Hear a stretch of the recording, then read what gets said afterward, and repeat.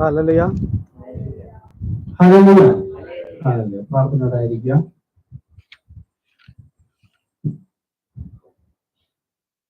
നമ്മളെടുത്തോണ്ടിരിക്കുന്ന ജീവപുസ്തകം, നമുക്കത് വ്യക്തമായി മനസ്സിലായി. ജീവപുസ്തകത്തിൽ പേരുണ്ട് എങ്കിലും സ്വർഗീയ പ്രവേശനം ഇല്ലാത്ത ആൾക്കാരുണ്ട്.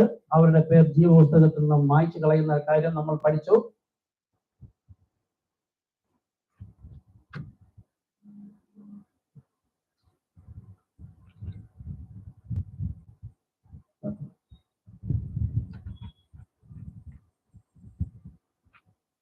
ഇപ്പോൾ നമ്മൾ പഠിച്ച വിഷയങ്ങൾ കുറച്ച് കൂടുതലായിട്ട് മനസ്സിലാകുന്നതിന് വേണ്ടി പ്രവാചകൻ ചില കാര്യങ്ങൾ നമ്മോട് പറയുകയാണ്. ശ്രദ്ധിക്കുക. സഭകൾ വിവിധ കാലഘട്ടങ്ങളിലൂടെ ആയിരിക്കുന്നത് നമ്മൾ നോക്കിയായിരുന്നു. എങ്ങനെയാണ് ഈ സഭകൾ, അവർക്ക് പുതിയതായിട്ടുള്ള ഒരു വ്യക്തിയോട് പറഞ്ഞു കൊടുത്താൽ അവർ എങ്ങനെ അത് വിശ്വസിക്കും?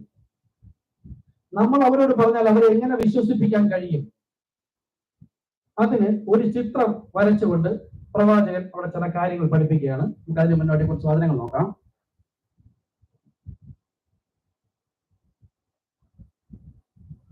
ഓക്കെ, ഇതുവരെ വ്യക്തികളുടെ പേരുകൾ ജീവപുസ്തകത്തിൽ നിന്ന് നീക്കപ്പെടുന്നു എന്ന അടിസ്ഥാനത്തിലാണ് നാം ചിന്തിച്ചത്. എങ്ങനെ? ജീവപുസ്തകത്തിൽ പേരുണ്ട്, എന്നാൽ പേര് ഒരിക്കലും മായ്ക്കാത്തവരുണ്ട്, ഒരിക്കലും പേര് എഴുതാത്തവരുണ്ട്, പേരെഴുതിയിട്ട് മായ്ക്കുന്നവരുമുണ്ട്. പേര് എഴുതിയതിൽ തന്നെ രണ്ടാമത്തെ ഗണത്തിൽ പോകുന്നവരുമുണ്ട്. എന്നാൽ ഒരിക്കലും ഓരോ ഉണർവ് യോഗത്തിലും കർത്താവ് പേരുകൾ ചേർക്കാറില്ല. ഈ സഭകൾ നമ്മെ പഠിപ്പിച്ചതും ഒക്കെ ഓരോ മീറ്റിംഗ് ഉണർവ് യോഗത്തിനും പറയും, ഇന്ന് കർത്താവും രക്ഷിതാവും കർത്താവുമായി സ്വീകരിക്കാൻ താല്പര്യമുള്ളവർ മുന്നോട്ട് വരിക, ഇന്ന് നിങ്ങളുടെ പേർ ജീവപുസ്തകത്തിൽ എഴുതും. എത്രയോ വർഷങ്ങൾ കൊണ്ട് പഠിപ്പിക്കുന്നു. അവരുടെ ഉള്ളിൽ പരിശുദ്ധാത്മാവ് ആയിരുന്നു ഇരുന്നതെങ്കിൽ ഇല്ല എന്നതിന് തെളിവാണ്. ഒരു നിമിഷങ്ങളിൽ തിരുത്തി കൊടുക്കില്ലായിരുന്നോ? ജീവപുസ്തകത്തിൽ പേരെഴുതുക പിന്നത്തേതിൽ, അല്ലെങ്കിൽ ഉണർവ് യോഗങ്ങളിൽ, ഓരോ ഉണർവ് യോഗങ്ങളിൽ പേരെഴുതുക എന്നൊരു സമ്പ്രദായം ഇല്ല. നമ്മൾ 4 ഘട്ടമായി കണ്ടു. ഒന്ന്, ജീവപുസ്തകത്തിൽ പേരുള്ളവർ ആദ്യ ഗണമായി പോയി. രണ്ടാമത് 1000 ആണ്ട് വാഴ്ചയിൽ വരുമ്പോൾ അവിടെ 3 ടൈപ്പ് ജനങ്ങളുണ്ട്. ജീവപുസ്തകത്തിൽ പേരുള്ള 2 കൂട്ടത്തിൽ പഠിപ്പിക്കുന്നു, ഒന്ന് ജീവപുസ്തകത്തിൽ പേരില്ലാത്ത. ഈ 2 കൂട്ടരിൽ ഒന്നാമത്തെ ഗണം എങ്ങനെയുള്ളതായിരുന്നു? രണ്ടാമത്തെ ഗണത്തിൽ പോകുന്നവരാണ്.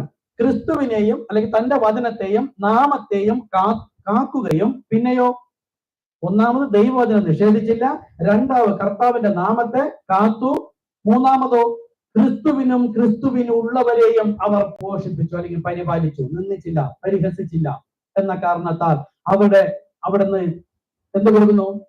അവിടെ നിത്യജീവൻ കൊടുക്കുന്നു എന്നാണ്. തെറ്റില്ല, പരിശുദ്ധാത്മാവിനെ കൊടുക്കുന്നു എന്നാണ്. പരിശുദ്ധാത്മാവ് നൽകിക്കൊണ്ട് അവരെ ആദ്യ ഗണത്തിൽ പോയവരുടെ ആശ്രിതരായി മാത്രമേ അവരെ എടുക്കുള്ളൂ. അതുപോലെ അവരാണ് അവിടെ ദൈവത്തെ സ്തുതിക്കുന്നത്. ആദ്യ ഗണത്തിൽ പോകുന്നവർ ദൈവത്തെ സ്തുതിക്കില്ല, മണവാട്ടി ദൈവത്തെ സ്തുതിക്കാറില്ല.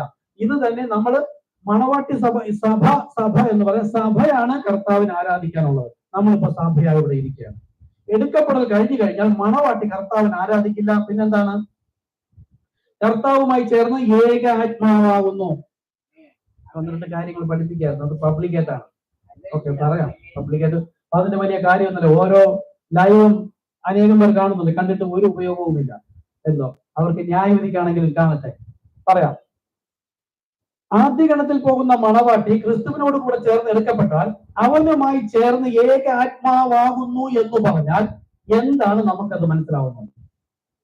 ആരെങ്കിലും പഠിപ്പിച്ച് കേട്ടിട്ടുണ്ടോ? ഇല്ല എങ്കിൽ നമ്മൾ എന്താണ് മനസ്സിലാക്കിയിരിക്കുന്നത്? അപ്പോൾ തന്നെ പറയുന്നു, അവിടെ വെള്ള സിംഹാസനത്തിൽ ന്യായവിധിക്ക് ഒന്നാമത്തെ ഗണത്തിൽ പോകുന്ന വിശുദ്ധന്മാർ ക്രിസ്തുവിനോടൊപ്പം ചേർന്ന് ന്യായം വിധിക്കുമെന്ന്. യേശു ജയിച്ച് പിതാവിന്റെ സിംഹാസനം ഇരുന്നത് പോലെ ജയിക്കുന്ന നമ്മെ ഇരിക്കാൻ വരം നൽകും. അപ്പോൾ അവിടെ സിംഹാസനത്തിൽ ഇരുന്നു കൊണ്ട് നമ്മൾ സുവിശേഷം അറിയിച്ചിട്ട് വിശ്വസിക്കാത്തവരാണ് നമ്മുടെ മുമ്പിൽ വരുന്നത്. ഓക്കെ, നമ്മൾ എങ്ങനെയായിരിക്കും ന്യായം വിധിക്കുന്നവര്? എപ്പോഴും ബൈബിളിൽ ഒരു ഉദാഹരണമുണ്ട്. ഇണവചനം ഉണ്ടായിരിക്കും, ഒന്നും ഇണവചനം ഇല്ലാതിരിക്കുകയില്ല. ഇപ്രകാരം എങ്ങനെയാണ് സ്വർഗത്തിൽ നടക്കുന്നത് എന്ന് ജ്ഞാനികൾക്കും വിവേകികൾക്കും ദൈവം തന്റെ മർമ്മം മറച്ചു വെച്ചിരിക്കുന്നത് കൊണ്ട് പലർക്കും ഇത് അറിയാൻ കഴിയുന്നില്ല. എന്നാൽ ഇതിന്റെ ഒരു മോഡലാണ് ഉൽപ്പത്തിയിൽ നടന്നത്. ഹൗവ എവിടെയായിരുന്നു? സ്ത്രീ, ഭാര്യ, സഭ. ഹൗവ എവിടെയായിരുന്നു? ആദാമിലായിരുന്നു. ഹൗവയെയും ആദാമിനെയും ഒരുമിച്ചാണ് ദൈവം ഉളവാക്കിയത്. ഇതുപോലെയാണ് നാം ക്രിസ്തുവിൽ ഒന്നായി പിന്നെയും ചേർക്ക എന്ന് പറയുന്നത്. ക്രിസ്തുവിനോടുകൂടെ നാം വീണ്ടും ഒന്നായി ചേരുമ്പോൾ പിന്നെ മണവാട്ടി അല്ല അവിടെ ആരാധിക്കുന്നത്. ജോസഫിന്റെ ഭാര്യ, ഇടയ്ക്ക് തെറ്റിപ്പോറുണ്ട്, ജോസഫിന്റെ ഭാര്യ വിവാഹം കഴിഞ്ഞ് കൊട്ടാരത്തിൽ വന്നു. അവൾ കൊട്ടാരത്തിൽ നിൽക്കുമ്പോൾ ഭാര്യ ഭർത്താവുമായി ചേർന്ന് ഏക ശരീരമാകുന്നു എന്ന് പറഞ്ഞാല് അവർ ഒന്നായി കഴിഞ്ഞു. എന്നാൽ അവരെ സ്തുതിക്കുന്നത് ജോസഫിന്റെ സഹോദരങ്ങളാണ്. അതാണ് സഭ. പ്രാകാരത്തിൽ നിൽക്കുകയാണ്, അവരാണ് സ്തുതിക്കുന്നത്. നാമം ക്രിസ്തുവിൽ എടുക്കപ്പെട്ടു പോയാൽ ആദാം ഹൗവയും എങ്ങനെ ആയിരുന്നുവോ അതുപോലെ ഒന്നായിത്തീരും. എന്തിൽ ഒന്നായിത്തീരും? ദൈവത്തിലാണോ ഒന്നായിത്തീരുന്നത്? ക്രിസ്തുവിലാണോ ഒന്നായിത്തീരുന്നത്? ഈ ചോദ്യം ഞാൻ ചോദിച്ചാൽ സാധാരണ ഒരു സംശയം നമുക്കുണ്ടാകുന്ന സംശയം, ക്രിസ്തുവാണ് യേശു ക്രിസ്തു അല്ല ദൈവം പഠിപ്പിക്കുന്നു, പിന്നെ ഇതിനെ ദൈവത്തിലാണോ ഒന്നായിത്തീരുന്നത് ക്രിസ്തുവിലാണോ ഒന്നായിത്തീരുന്നതെന്ന് നമ്മൾ ചോദ്യം ചോദിച്ചാൽ നമ്മൾ ചോദിക്കും, നിങ്ങൾ ആണ് പഠിപ്പിക്കുന്നത് യേശു ക്രിസ്തുവാണ് ദൈവമെന്ന്. ഇതേ നിങ്ങൾ അവരെ ശ്രദ്ധിക്കാമെന്ന് പോകുന്നില്ല. നമുക്ക് സംശയം ഉണ്ടായാൽ നമ്മൾ ക്രിസ്തുവിലാണ് ഒന്നായിത്തീരാൻ പോകുന്നത്, ദൈവത്തിലല്ല. കാരണം എന്താ? ക്രിസ്തുവാണ് സഭയുടെ തല. ഒരു വിശ്വാസിക്ക് മോഡൽ, ഒരു വിശുദ്ധന് മോഡലായി ക്രിസ്തുവിനെ അവൻ പ്രദർശിപ്പിച്ചിരിക്കുകയാണ്. നാം ഏതൊരു വ്യക്തിയും ക്രിസ്തുവിൽ ഒന്നായി ചേർക്കാം. ഇപ്പോൾ അതിന് സ്വർഗീയടങ്ങളിൽ പോയി ക്രിസ്തുവിൽ ഒന്നായി ചേർക്കുന്നതിന് മുൻപായി എപ്പോഴും ഭൂമിയിൽ ഒരു ഒത്തുചേർക്കപ്പെടലുണ്ട്. അതിനുവേണ്ടി ദൈവം തന്ന പദ്ധതികളാണ് ഈ പിശാച് സഭകളിലൂടെ തകർത്ത് കളഞ്ഞത്. അതാ നമ്മളിപ്പം പഠിപ്പിക്കുന്നത്, കാള തന്റെ ഉടയവനെയും കഴുക തന്റെ യജമാനെ അറിയുന്നു. ഈ കൊക്കും മീവൽ പക്ഷിയും കാലത്തിന്റെ ഓരോ കാലത്തും അവർ ആഹാരം തേടി പോകേണ്ടത് ദൂരദേശത്ത് ഇപ്പോൾ ഏത് കാലാവസ്ഥയാണെന്ന് അതിനറിയാവുന്നത് കൊണ്ട് ആ രാജ്യത്തേക്ക് പോകുന്നു. രണ്ട് ഭൂഖണ്ഡങ്ങൾ മാറി വരാറുണ്ട്. സൗത്ത് ആഫ്രിക്കയിലുള്ള കൊക്കുകൾ ഇന്ത്യയിൽ വരാറുണ്ട്. നോക്കൂ, അതിനെങ്ങനെ അറിയാം ഇന്ത്യയിൽ ഇപ്പോഴത്തെ കാലാവസ്ഥ? എങ്ങനെ അറിയാം? അഗ്നിപർവ്വതോ ഭൂകമ്പോ പ്രകൃതിക്ഷോഭോ വരുന്നതിന് മുമ്പ് മൃഗങ്ങളും പക്ഷികളും ജീവജാലങ്ങളും എല്ലാം പ്രദേശം വിട്ടു പോകുന്നു. അതിനുശേഷം 4-5 ദിവസം, ഒരാഴ്ച കഴിഞ്ഞിട്ടോ ഭൂകമ്പം ഉണ്ടാകുന്നു, മഹാവ്യാധികൾ ഉണ്ടാകുന്നു. അപ്പോൾ ജീവജാലങ്ങളെല്ലാം മുൻപേ പോയി കഴിഞ്ഞിരിക്കും. ഒന്ന്, അവർക്ക് പാപമില്ല. നമുക്ക് പാപമുണ്ട്. നാം പാപജലത്തിലാണ് വസിക്കുന്നത്. പിന്നെയോ അവരുടെ ഉള്ളിൽ ദൈവം അവരെ ശ്രദ്ധിക്കുക, ഇതാണ് മർമ്മം. അവരുടെ ഉള്ളിൽ ദൈവം അവരെ സൃഷ്ടിക്കുമ്പോൾ തന്നെ ഈ കാലത്തിന്റെ ഗതികൾ ഉൾപ്പെടെയുള്ള ദൈവവചനം അവരിലുണ്ട്. ആ സിസ്റ്റം എന്താ? അതത് തരം ഫലം കായ്ക്കുന്ന വിത്തുള്ള സസ്യങ്ങളും എന്ത് വൃക്ഷലതാദികളും പക്ഷികളും എന്തുമുണ്ടെങ്കിൽ അത് അങ്ങനെ തന്നെ ജനിപ്പിക്കുവാനുള്ള സിസ്റ്റം അത് ദൈവത്തിന്റെ വചനമാകുന്നു. അത് അതിന്റെ ഉള്ളിലുണ്ട്. അപ്പോൾ കാലത്തിന്റെ ഗതികളെ തിരിച്ചറിയാനുള്ള പ്രാപ്തി ദൈവം അതിന് നൽകിക്കൊണ്ടാണ് അതിനെ ഉരുവാക്കിയിരിക്കുന്നത്. അതിലും ഉപരിയാണ് നാം. വചനം പറയുന്നു അല്ലേ, അവ ശേഖരിച്ചു വെക്കുന്നു. നമ്മയോ അതിനേക്കാൾ വളരെ മനോഹരമായി കർത്താവ് കാത്തു പരിപാലിച്ച ഭൂമിയും എല്ലാം സൃഷ്ടിച്ചിട്ട് കിഴക്ക് ഏതേനിൽ പ്രത്യേകിച്ചൊരു തോട്ടം ഉണ്ടാക്കിയിട്ട് അവിടെയാണ് കൊണ്ടുവന്നാക്കിയത്. ആദാം ജീവജാലങ്ങളെല്ലാം വിളിച്ച് പേരിട്ടു. അവനൊരു കുട്ടി ദൈവമൊന്നുമില്ല, ഒരു ക്രിസ്തു, പരിപൂർണ ക്രിസ്തു ആയിരുന്നു. അത് ശരീരമുള്ളതുകൊണ്ടും അഭിഷേകമായതുകൊണ്ടും പ്രാണനകത്തുള്ളത് കൊണ്ടും ഞാനത് പറഞ്ഞത് ദൈവമാകില്ല, ഒരിക്കലും ആകില്ല. ക്രിസ്തു എന്ന തലയോളം ഉയരത്തിലുള്ളതുമാണ് നമ്മൾ വിളിച്ചിരിക്കുന്നത്. ക്രിസ്തുവിന്റെ തല ദൈവം. ദൈവത്തോട് സമനാകാൻ നമുക്ക് അങ്ങ് ഒരിക്കലും കഴിയില്ല. ഓക്കെ, അപ്പൊ ക്രിസ്തുവിനോട് ചെയ്യുന്നത് ഹൗവ ആദാമിൽ ഇരുന്നത് പോലെ ഹൗവ ആദാമിൽ ഇനി തിരികെ പ്രവേശിക്കണമെങ്കിൽ അവൾ അതിനുള്ളിലിരുന്നപ്പോൾ യൗവണ്ണമായിരുന്നുവോ ഔവണ്ണം നാം ആയി തീരണം. ലോകത്തിന്റെ ഒരു ഉപദേശവും നമ്മൾ കടന്നു വരാതെ, പിശാചിന്റെ ഒരു ഉപദേശവും നമ്മൾ കടന്നു വരാതെ എന്റെ ആടുകൾ എന്റെ ശബ്ദം കേൾക്കും. അതാ ഞാൻ മുമ്പ് പറഞ്ഞത്, എത്ര ജനങ്ങൾ കൂകി വിളിച്ച് ബഹളമുണ്ടാക്കിയാലും അതിനിടയിൽ നിന്ന് എന്റെ പപ്പയോ എന്റെ അമ്മയോ ഒരു ശബ്ദം കേട്ടാൽ നമ്മുടെ ഹൃദയം ഒന്ന് വൈബ്രേറ്റ് ചെയ്യും. ഈ ഉച്ചത്തിന്റെ ഇടയിലും ഒരു ശബ്ദം, രക്തബന്ധം, അതുപോലത്തെ ഒരു ശബ്ദം നമ്മൾ കേൾക്കുമെങ്കിൽ നമ്മൾ ദൈവത്തിന്റെ ആണ്. അതിനവിടെ വന്ന് കേൾക്കണം. അതിനാണ് നാം ഇവിടെ വന്നിരിക്കുന്നത്. പക്ഷെ കേൾക്കണമെങ്കിൽ നാം ആത്മാവിലെങ്കിലും ഒന്നാകണം. ഇപ്പോൾ വിശ്വാസം സംബന്ധിച്ച് ഒന്നാകണം. അത് ഒരൊറ്റ വഴിയെ കർത്താവ് നൽകിയിട്ടുള്ളൂ. കർത്താവ് യേശു ക്രിസ്തു നാമത്തിൽ സ്ഥാനപ്പെടുക. കാരണം എന്താ? ഞാൻ വിശുദ്ധനാകിയാൽ നിങ്ങൾ വിശുദ്ധരാകുവിൻ എന്ന് യേശു പറഞ്ഞിരിക്കുന്നു. നിങ്ങൾക്ക് നിത്യജീവൻ പ്രാപിക്കേണ്ടതിന് എന്റെ അടുക്കൽ വരുവാൻ മനസ്സില്ല എന്ന് യേശു പറഞ്ഞു. പക്ഷെ എന്റെ അടുക്കൽ വരണമെങ്കിൽ നിങ്ങൾ വിശുദ്ധീകരിക്കപ്പെടണം, പാപം മോചിക്കണം. പാപം മോചിക്കാൻ ഒരൊറ്റ നാമം, കർത്താവായ യേശു ക്രിസ്തു. മുഴുവൻ ലോകവും അതിനെ തകർത്ത് കളഞ്ഞിരിക്കുന്നില്ലേ? അതാ പറയും, നമ്മൾ പാടില്ല, കാളയെ കരുതി എല്ലാം അറിയുന്നു, എന്റെ ജനമോ അറിയുന്നില്ല. പറഞ്ഞു കൊടുത്തിട്ടും അവർ നിഷേധിക്കുന്നു. അവരെന്തെല്ലാം അപവാദം പറയുന്നു. അതുകൊണ്ടാണ് അകൃത്യ ഭാരം ചുമക്കും ജനം, ദുഷ്പ്രവർത്തിക്കാരുടെ മക്കൾ. സുവിശേഷം പറയുമ്പോൾ അവരോട് പറയാനാണ് ഞാൻ സംസാരിച്ചത്. നമുക്കിത് അറിയാം, നോക്കാം.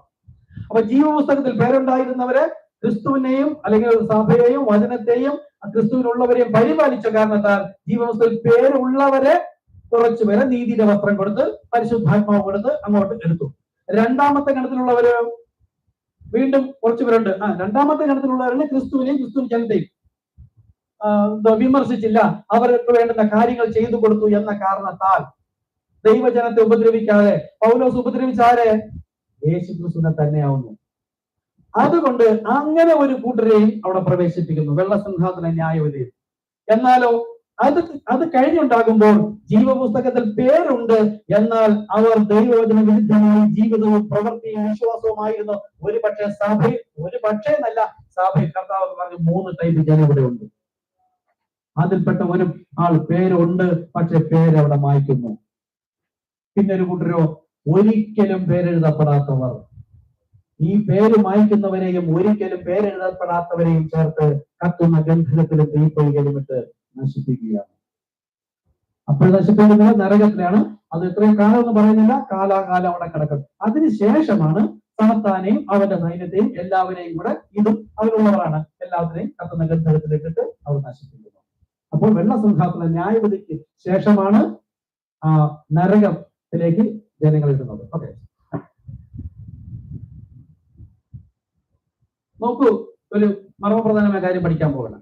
ഒരു ഗോതമ്പ് മണി നിലത്ത് നട്ടാൽ അത് ഒരു പ്രത്യേക കാലത്തിനുള്ളിൽ ചില പരിവർത്തന ക്രിയകളിലൂടെ അത് കടന്നു പോവുകയും അനേകം ഗോതമ്പ് മണികളെ അത് ഉൽപ്പാദിപ്പിക്കുകയും ചെയ്യുന്നു. വിത്ത് നമ്മൾ വാരി വിതറിയാൽ, നല്ല മാർച്ച് ഏപ്രിൽ മാസങ്ങളിൽ ആ വിത്ത് വാരി എറിയാൽ അത് പൊടിക്കാറില്ല, മണ്ണിൽ തന്നെയാണ് കിടക്കുന്നത്. മണ്ണിൽ ഒരല്പം മണ്ണ് കൂടെ അതിന്റെ പുറത്ത് ഇട്ടിരുന്നാലും അത് കുഴപ്പമില്ല, പക്ഷെ പൊടിക്കില്ല. ഇപ്പൊ ചേന മണ്ണിനടിയിൽ ഇരുന്നാൽ അത് കാച്ചില്, ചേമ്പ്, ഇതൊക്കെ ഓരോ കാലം വെച്ചിട്ടുണ്ട്. അതിന് ആ കാലം, അതാ ഞാൻ പറഞ്ഞത്, അതിന്റെ സിസ്റ്റം അതിന്റെ ഉള്ളിൽ തന്നെ വെച്ചിരിക്കുന്നു. എപ്പോൾ അത് മുളച്ചു വരണം, അതതിൽ കാലങ്ങളുണ്ട്. അതുപോലെ ഗോതമ്പ് വാരി വിതറിയിരുന്നു നമ്മെ സംഘടനാ സഭകളിൽ. കാലത്തികവിൽ ഓരോന്നിനും ഒരു കാലമുണ്ട്. കാലത്തികവിൽ കർത്താവിന്റെ സന്ദേശം നമ്മുടെ ആദ്യ സന്ദേശം ഒന്നും വെളിപ്പാട് വന്നില്ല. സന്ദേശം മീൻസ് വചനം. എന്റെ മെസ്സേജ് ചർച്ച എന്ന് പറഞ്ഞാൽ മെസ്സേജ്, സന്ദേശം എന്ന് പറഞ്ഞാൽ വചനമാണ്. അന്ത്യകാല ദൈവവചന കൂട്ടായ്മ എന്നാണ് നമ്മുടെ സഭയുടെ പേര്.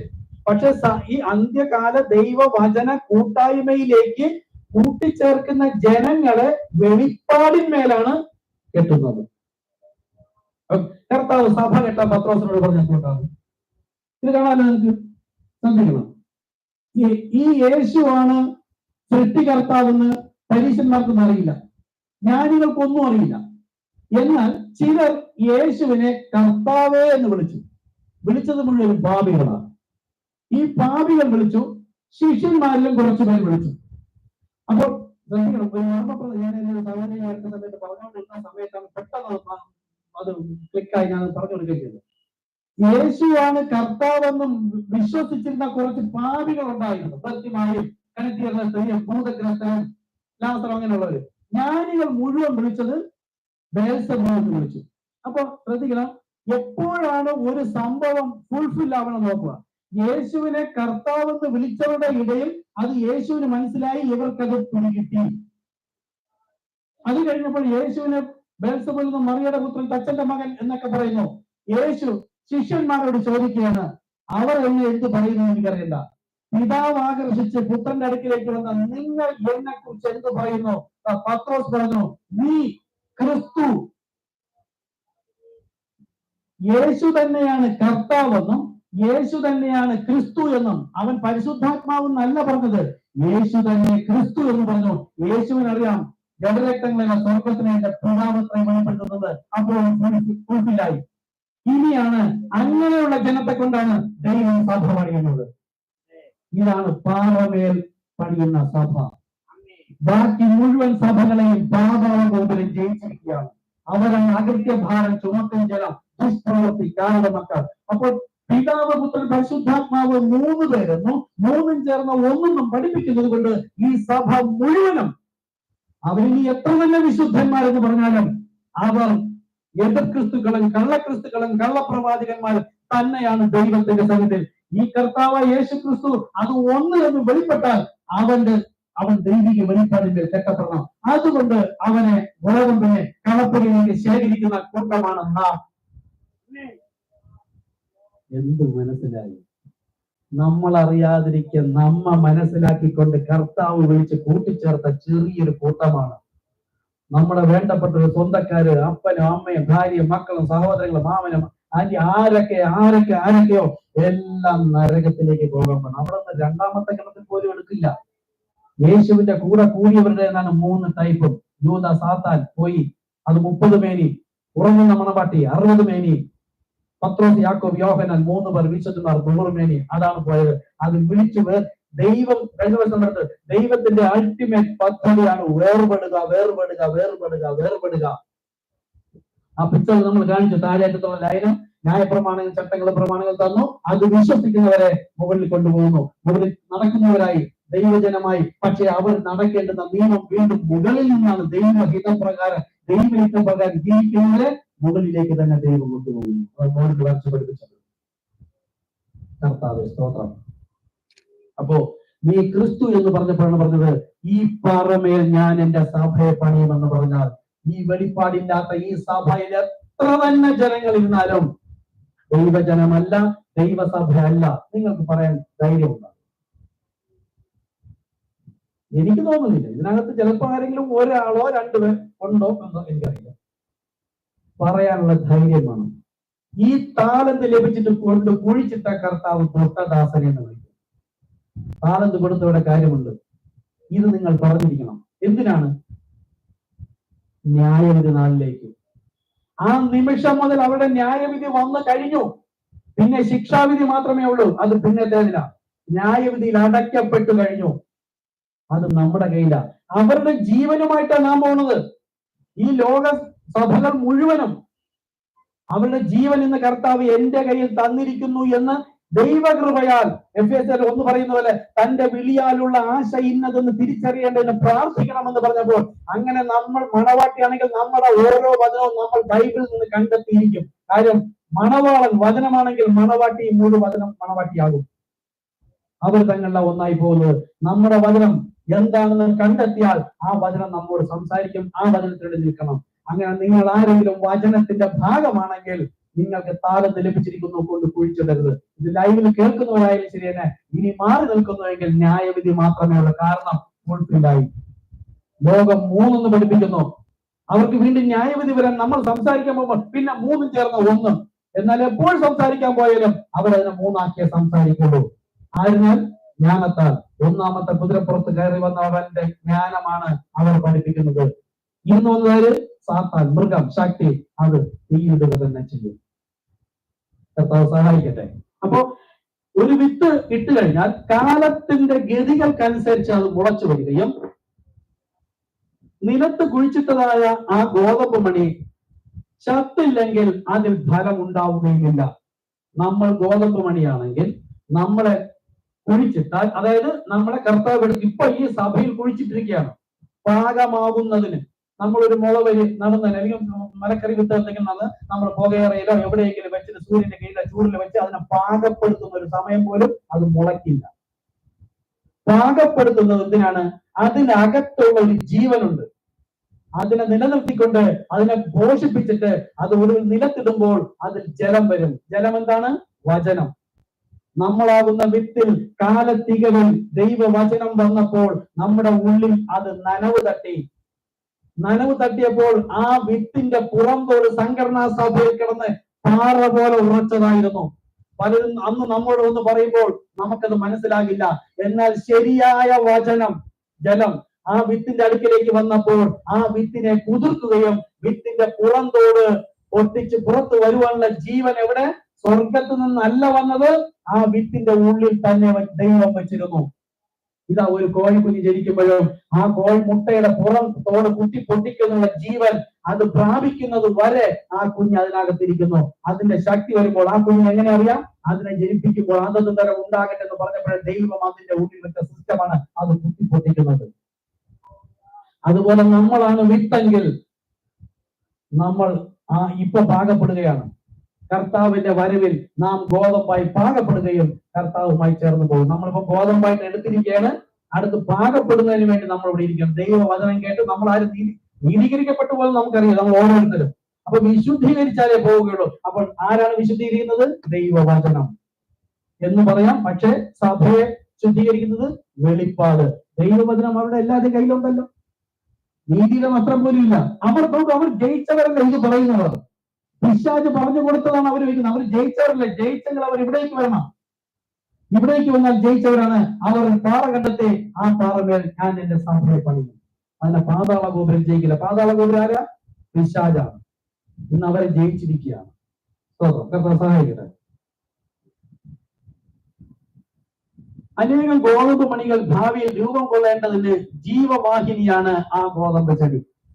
യേശുക്രിസ്തുവാകുന്ന രാജകീയ വിത്ത് ഒരിക്കൽ മരിച്ചു, അതിനെ കുഴിച്ചിട്ടു. അതുപോലെ നമ്മുടെ ശരീരം മണ്ണിൽ നിന്നെടുത്തതാണ്. നമ്മൾ ജനിച്ചു വന്നിട്ട് 50, 60, 70, 100 വർഷമേ ആയിട്ടുള്ളൂ. പക്ഷെ കർത്താവിനെ കുറിച്ചിട്ട് 2000 വർഷമായി. കർത്താവ് ക്രൂശിൽ തകരുന്ന സമയത്ത് നാം എവിടെയായിരുന്നു? തകർക്കുന്ന സമയത്ത് നാം ക്രിസ്തുവിലായിരുന്നു. നമ്മെ ക്രിസ്തു ഉള്ളിൽ വഹിച്ചുകൊണ്ടാണ് ഈ പീഡ മുഴുവൻ ഏറ്റത്. അവസാനം ക്രൂശിൽ മരിക്കുന്ന അവസാന സെക്കൻഡിൽ മണവാട്ടിയെ പുറത്തെടുക്കണം. അതിനാണ് ആ കുന്തം കൊണ്ട് കുത്തിയത്. വിലാപ്പുറത്ത് കുത്തി ഹൃദയത്തിൽ ചെന്ന് കൊണ്ടിട്ട് കർത്താവിന്റെ ഹൃദയമായിരുന്നു നമ്മൾ മണവാട്ടി. എന്നിട്ട് അവിടെ നിന്ന് അല്പം നീരും ജലം രക്തം പുറത്തേക്ക് വന്നതാകുന്നു. ഈ രക്തം നമ്മുടെ പാപപരിഹാരം, ജലം അത് വചനം. നമ്മൾ ക്രിസ്തുവിലായിരുന്നു. അങ്ങനെ പുറത്തേക്ക് വന്ന നമ്മൾ ഈ ഭൂമിയിൽ വരുന്നു. കാലത്തികൾ കർത്താവ് നമ്മെ മെനഞ്ഞെടുത്തു. നമ്മളാകുന്ന ഗോതമ്പ് എന്താണ് ഏതാണെന്ന് അറിയാതെ കർത്താവ് നമ്മെ ഓരോ സമയവും പിഞ്ചെന്ന് നമ്മെ പരിപാലിക്കുകയായിരുന്നു. നമ്മോട് കൂടെ ജനിച്ചവരും വളർന്നവരും പഠിച്ചവരും കൂടെ കളിച്ചവരും ഒന്നും എത്രയോ വരുന്നു ലോകത്തില്ല. എത്രയോ സംഭവങ്ങളിലൂടെ നമ്മൾ നീക്കപ്പെടാമാകുന്ന എത്രയോ സംഭവങ്ങളുണ്ട്. അത്ഭുതകരമായിട്ട് കർത്താവ് നമ്മെ പരിപാലിച്ചത് ഇന്ന് കർത്താവിന് പ്രയോജനം ചെയ്യുന്നുണ്ടോ എന്നതാണ് ഗാമേൻഹലിലേക്ക് പറയാം. പക്ഷെ അതുകൊണ്ട് ക്രിസ്തുവിന് ഞാൻ എന്തെങ്കിലും പ്രയോജനമുണ്ടോ? ആ ഗദസ്ത കൊളക്കരയിൽ ആയിരക്കണക്കിന് രോഗികൾ കിടന്നു. കർത്താവ് ഒരുവനെ മാത്രം സൗഖ്യമാക്കിയത് എന്താ? അവനെ സൗഖ്യമാക്കിയാലേ തന്റെ നാമം മഹത്വപ്പെടുള്ളൂ, സാക്ഷ്യം പറയുള്ളൂ. അല്ലാതെ സൗഖ്യമായി അതുവഴി അനേകർ പോകും. നമ്മളെ കർത്താവ് വിളിച്ചിട്ട് എന്തെങ്കിലും പ്രയോജനമുണ്ടോ? കർത്താവ് അനുഗ്രഹിക്കട്ടെ. യേശു ക്രിസ്തുവാകുന്ന രാജകീയ വിത്ത് മരിച്ചു, അവൻ ഭൂമിയിൽ കുഴിച്ചിടപ്പെട്ടു. നോക്കുക, അവൻ തന്റെ ജീവൻ അപ്രകാരം തന്നെ നമ്മിലേക്ക് കൊണ്ടുവരുന്നു. അവന്റെ ശരീരങ്ങളെ പോലെയുള്ള ശരീരങ്ങളെ പുനരുദ്ധാന സമയത്ത് പുറപ്പെടുവിക്കുന്നതിന് വേണ്ടിയാകുന്നു നമ്മെ കൊണ്ടുവന്നത്. പുനരുദ്ധാന സമയത്ത് ആ രാജകീയ വിത്ത് അവന്റെ സാദൃശ്യത്തിലുള്ള അനേകം രാജകീയ വിത്തുകളെ പുറപ്പെടുവിക്കും. എങ്ങനെ? കഴിഞ്ഞ ഞായറാഴ്ച നമ്മൾ എടുത്ത് ആദ്യത്തെ വരി എന്തായിരുന്നു? ദൈവം എപ്പോഴും വേർപാട് ആഗ്രഹിക്കുന്നു. രണ്ടാമത് പറഞ്ഞ എന്താണ്? എന്തിനെന്ന് വെച്ചാൽ അന്ത്യനാളിൽ അവന് തന്റെ സ്വരൂപത്തിലുള്ള ഒരു മണവാട്ടിയെ ഉരുവാക്കി കൊണ്ടുപോകുന്നതിന്. ഇപ്പോൾ ഇവിടെയും പറയുന്ന എന്താണ്? ഈ ഗോതമ്പ് മണി നിലത്തിട്ടത് എന്തിനാണ്? കർത്താവിന്റെ വരവിൽ രൂപാന്തരപ്പെടുന്ന സമയത്ത് അവന്റെ രൂപാന്തരം പോലെയുള്ള ഒരു ശരീരം എന്നിൽ നിന്ന് ഉരുവാക്കുന്നതിന് വേണ്ടിയിട്ടാണ് ഇപ്പോൾ എന്നെ വിളിച്ച് വേർതിരിച്ചിട്ട് ഇവിടെ ആക്കി വെച്ചിരിക്കുന്നത്. ഞാൻ എന്റെ വചനപ്രകാരം ഞാൻ എന്റെ പാപങ്ങളെ വഹിപ്പിച്ചുകൊണ്ടിരിക്കുകയാണ്. എങ്കിൽ മാത്രമേ ഈ ദ്രവത്വമുള്ളതിനെ മാറ്റി കർത്താവിന് അദ്രവത്വമുള്ളതാക്കി കൊണ്ടുപോകാൻ കഴിയുള്ളൂ. പോകുമ്പോൾ ഈ അദ്രവത്വമല്ല നമ്മൾ പഠിച്ചാണ് 3 ടൈപ്പ് ബോഡിയെ കുറിച്ച്. ഓക്കെ, യോഹന്നാൻ സ്നാപകനും യേശുവിനെ കുറിച്ച് പറഞ്ഞു. അവൻ ഗോതമ്പ് കളപ്പുരയിൽ കൂട്ടിവെക്കും, വീശുമുറം അവന്റെ കയ്യിലുണ്ട്. അവൻ കളത്തെ മറ്റും വെടിപ്പാക്കി ഗോതമ്പ് കളപ്പുരയിൽ കൂട്ടുകയും കളകളെ തീക്കായി കൂട്ടിക്കെട്ടുകയും ചെയ്യും. അപ്പോൾ ഇത് പറഞ്ഞത് ആരാണ്? യോഹന്നാൻ സ്നാപകൻ. യേശുക്രിസ്തുവിന്റെ 1ാമത്തെ വരവിന് മുമ്പായി ഏലിയാവിന്റെ ആത്മാവുമായി യോഹന്നാൻ സ്നാപകൻ വരേണ്ടതിന്റെ ആവശ്യകത എന്തായിരുന്നു? ഇതേ കർത്താവ് തന്നെയാണ് പഴയ നിയമത്തിൽ ഈ ജനത്തെ മുഴുവൻ വഴി നടത്തിയത്. രാജാക്കന്മാരെയും ന്യായാധിപന്മാരെയും നോഹയും മോശയും എല്ലാം വഴി നടത്തിയത്, പ്രവാചകന്മാരെ എല്ലാം വഴി നടത്തിയത് ഈ യേശുക്രിസ്തു തന്നെ ആയിരുന്നു എന്നതിനുള്ള തെളിവെന്തുണ്ട്? ഒരു വചനം നിങ്ങൾ ഇതെല്ലാം നോട്ട് ചെയ്യേണ്ടതാണ്. ഞാനിത് 14 വർഷങ്ങൾക്ക് മുമ്പേ കാട്ടകന്ന് പഠിച്ചപ്പോഴേ അതങ്ങ് ഹൃദയത്തിൽ അങ്ങ് പതിയാണ്. കാര്യം എന്താ? ഒറ്റ കാര്യമാണ്, എനിക്ക് സത്യം അറിയാൻ പണ്ട് ആഗ്രഹം ഉണ്ടായിരുന്നു. ബൈബിൾ വായിക്കുകയൊക്കെ ചെയ്യുമ്പോൾ നമ്മൾ സംസാരിച്ചിട്ടുണ്ട്. പണ്ട് വായിക്കുമ്പോൾ നമ്മൾ അന്വേഷിക്കും, എന്താ കർത്താവ് ഇതിന് ശരിയായി, ഇതിന്റെ ഇണവചനം എന്താ കർത്താവ്, എന്താ ഇങ്ങനെ കൊടുത്ത് നമ്മൾ അന്വേഷിക്കുമായിരുന്നു. എങ്ങനെ അന്വേഷിച്ചു? ജാഗ്രതയോടെ അന്വേഷിച്ചു. അവൻ എന്നെ കണ്ടെത്തും. അന്വേഷിക്കുന്നവർ കണ്ടെത്തും, അവന്റെ ഇച്ഛയ്ക്കനുസരിച്ച് കണ്ടെത്തും. പക്ഷെ ജാഗ്രതയോടെ അന്വേഷിക്കുന്നവൻ എന്നെ കണ്ടെത്തുന്ന യേശു പറഞ്ഞത്. ഹല്ലേലൂയ. അപ്പോൾ യേശുവിന്റെ ഒന്നാമത്തെ വരവെങ്കിൽ യേശുവാണ് വഴി നടത്തിയെന്നുള്ള തെളിവ് നോട്ട് ചെയ്തോളാം. കർത്താവ് പറഞ്ഞു, എന്താ? പ്രവാചകന്മാരെ കല്ലെറിഞ്ഞവളെ, കോഴി തന്റെ കുഞ്ഞുങ്ങളെ, യെരുശലേമേ യെരുശലേമേ. യേശു ആദ്യം വിളിക്കാൻ ആ സഭയിലൂടെ ദൈവം ജനത്തെ വിശുദ്ധീകരിച്ച് വചനം കൊടുത്ത് എടുക്കാൻ ആഗ്രഹിച്ച യെരുശലേം ദേവാലയം വഴി. യെരുശലേമേ യെരുശലേമേ, പ്രവാചകന്മാരെ കല്ലെറിഞ്ഞവളെ. എന്താ അവളെ എന്ന് വിളിച്ചത്? ആണുങ്ങളെ നോക്കിയല്ലേ വിളിച്ചത്? എതിർക്രിസ്തുവിന്റെ മണവാട്ടികളെ. എതിർക്രിസ്തുവിന്റെ മണവാട്ടി അല്ല, ദൈവത്തിന്റെ മണവാട്ടിയാണെങ്കിൽ എങ്ങനെ ദൈവത്തിന്റെ ജനത്തെ ദൈവം ഉപയോഗിച്ച പുരോഹിതന്മാരെ കല്ലെറിയും? പ്രവാചകന്മാരെ കല്ലെറിഞ്ഞവളെ, കോഴി തന്റെ കുഞ്ഞുങ്ങളെ തന്റെ മാറോട് ചേർക്കുന്നത് പോലെ നിന്നെ എന്റെ മാറോട് ചേർക്കാൻ എനിക്ക് എത്ര വട്ടം കൊതിയായിരുന്നു. പ്രവാചകന്മാരെ, രാജാക്കന്മാരെ, ന്യായാധിപന്മാരെ, മോശയിലൂടെ, നോഹയിലൂടെ, ഏലോഹിയുമായിട്ടും മൽക്കീസേദെക്കായിട്ടും ഏദൻ തോട്ടത്തിലായിട്ടും എത്രയോ തരത്തിൽ അന്ന് ഇവരെ ചേർത്ത് കൊള്ളാൻ ആഗ്രഹിച്ചത് ഈ കർത്താവായ യേശുക്രിസ്തു തന്നെ എന്ന് ഈ ജനം നോക്കി പലതവണ വായിച്ചത് കർത്താവ് ചോദിക്കും, എനിക്ക് എത്ര കൊതിയായിരുന്നു എന്ന് പറഞ്ഞിട്ടും നീ എങ്ങനെ യേശു മറ്റൊരുവനെന്ന് പറഞ്ഞു? ജ്ഞാനം, ദൈവത്തിന്റെ വെളിപ്പാട് ഗ്രഹിക്കാൻ കഴിയില്ല. അങ്ങനെ ഒന്നാമത്തെ വരവെങ്കിൽ ദൈവം പഠിപ്പിച്ച ഒരു വിശ്വാസത്തിൽ നിന്ന് സകല ജനവും തെറ്റി നിന്നത് കർത്താവിന് അറിയാവുന്നത് കൊണ്ടാണ് യോഹന്നാൻ സ്നാപകനെ മുന്നമേ അയച്ചത്. അവൻ വെറുതെ അല്ല വന്നത്, അവൻ വന്നപ്പോൾ ഒരു ആത്മാവിനാലാണ് വന്നത്, ഏലിയാവിന്റെ ആത്മാവിനാൽ. ഏലിയാവിന്റെ ആത്മാവിന്റെ സ്വഭാവം നമ്മളോട് പറഞ്ഞു. അവൻ വരുന്നത് എപ്പോഴാണ്? ഇനി കാലം ഉണ്ടാവുകയില്ല എന്ന് പറയുന്ന അത്രത്തോളം ചുരുങ്ങിയ സമയം. അപ്പോസ്തലന്മാർ വന്നിട്ട് 2000 വർഷമായി. 2000 വർഷം 2000 കഴിഞ്ഞു. ഇനി കാലം ഉണ്ടാകില്ല എന്ന് പറയുന്ന ചുരുക്ക സമയത്ത് വന്നിട്ട് നാം നേരത്തെ പറഞ്ഞു, ഒരു ഡാം പൊട്ടി വരുമ്പോൾ ഡാമിൽ ഇറങ്ങി നമ്മൾ കളിച്ചുകൊണ്ടോ അല്ലെങ്കിൽ അല്പജലത്ത് കുടിച്ചുകൊണ്ട് നിൽക്കുമ്പോൾ വെള്ളം വരുന്നത് കാണുന്നുവെങ്കിൽ നമ്മൾ എത്ര വിജിലന്റ് ആയിരിക്കണം ഒന്ന് ആലോചിച്ച് നോക്കൂ. അതുപോലെയാണ് ഏലിയാവിന്റെ ആത്മാവ് വന്നിട്ട് പറയുന്നത്, ഇനി സമയമില്ല, പുറത്തേക്ക് വരൂ, പുറത്തേക്ക് വരൂ എന്ന് യോഹന്നാൻ സ്നാപകനിലൂടെ വിളിച്ചു പറഞ്ഞത് ദൈവം തന്നെയാണ്, ഏലിയാവിന്റെ ആത്മാവ്. അങ്ങനെയെങ്കിൽ 2000 വർഷം കഴിഞ്ഞ് ഇതേ സഭകൾ മുഴുവനും കർത്താവ്, ഒരു വിശ്വാസം, ഒരു സ്നാനം, ഒരു കർത്താവ്, ഒരു ആത്മാവ് എന്ന് പറഞ്ഞ ദൈവം തന്റെ ഈ വെളിപ്പാടിന്മേൽ കെട്ടിയ സഭ. അതുകൊണ്ട് യൂട്യൂബിലൊക്കെ കാണാൻ കുറച്ച് മർമ്മപ്രധാന കാര്യങ്ങൾ പറഞ്ഞിട്ടുണ്ട് നേരത്തെ. ഇതിനും തുറക്കുന്നുണ്ട് കേട്ടോളാം. എപ്പോഴാണ് കർത്താവ് സഭ കെട്ടാൻ പറഞ്ഞത്? ആ വെളിപ്പാട് നമുക്ക് കിട്ടിയാൽ ദൈവസഭ സ്ഥാനപ്പെട്ട് ദൈവസഭയുടെ ഭാഗമാകും, ഇല്ലെങ്കിൽ സഭയുടെ ഭാഗമാകില്ല. ദൈവം കണക്കിലില്ല. എപ്പോഴാണോ പത്രോസിന് യേശു ക്രിസ്തു എന്ന് മനസ്സിലായത്, അതായത് പരിശുദ്ധാത്മാവ് നീ തന്നെയാണ്. പക്ഷെ യേശു എന്താ പറഞ്ഞ, ഞാൻ പിതാവിനോട് ചോദിക്കും, അവൻ മറ്റൊരു കാര്യത്തെ നിങ്ങൾക്ക് അയച്ചു തരും. പക്ഷെ വെളിപ്പാടുള്ളവന് ആ പരിശുദ്ധാത്മാവിന്റെ വെളിപ്പാടാണ് ക്രിസ്തു. നീ ക്രിസ്തു. യോഹന്നാൻ 8:29 വായിച്ചു നോക്കുക. നീ ക്രിസ്തു. മത്തായിയിൽ പറയുന്നത് ഇവരെ തെറ്റിക്കാൻ തന്നെ, ദൈവത്തിന്റെ പുത്രനായ ക്രിസ്തു. ലൂക്കോസിൽ പറയുന്നത് ദൈവത്തിന്റെ ക്രിസ്തു. മാർക്കോസ് 8:29 നമുക്ക് വേണ്ടി സംസാരിക്കും. 30 പേനി 60 പേനി 100 പേനി നമുക്ക് വേണ്ടി സംസാരിച്ചിരിക്കുന്നു, നീ ക്രിസ്തു. ഈ വെളിപ്പാട് യേശുവാണ് കർത്താവെന്ന് യേശുവാണ് കർത്താവെന്ന് പത്രോസിന് അറിയാമായിരുന്നു. ദൈവം വെളിപ്പെടുത്തി കൊടുത്തു, യേശു തന്നെ ക്രിസ്തു. ഈ പാറമേൽ ഞാൻ എന്റെ സഭയെ പണിയും. അതുമാത്രമാണ് ദൈവം സഭയായി കണക്കിടുന്നത്. ഇറങ്ങി പുറപ്പെടാൻ തോന്നുന്നു. നമ്മളും അതാ. ഈ പിതാവ്, പുത്രൻ, പരിശുദ്ധാത്മാവ് മൂന്നും ചേർന്ന ഒന്നെന്ന് പറയുന്നവൻ ദൈവസഭ അല്ല. ഇനി ആരെന്ന് പറഞ്ഞാലും ശരി തന്നെ ഈ വെളിപ്പാട് ലഭിച്ചാൽ നമ്മൾ നമ്മുടെ പാട്ടുപാടി, പിന്നെ അവൻ ഈ ലോകത്തിന്റെ ജീവനല്ല പ്രധാനം, അവന് ക്രിസ്തുവിന്റെ ജീവൻ എന്നിൽ വരേണ്ടതിന് ഈ ലോകത്തിന്റെ ജീവനെ തന്നെ ആദ്യം ധരിക്കണം. വഴി ദൂഷി നിന്ന പരിഹാസം ഉണ്ടാകും.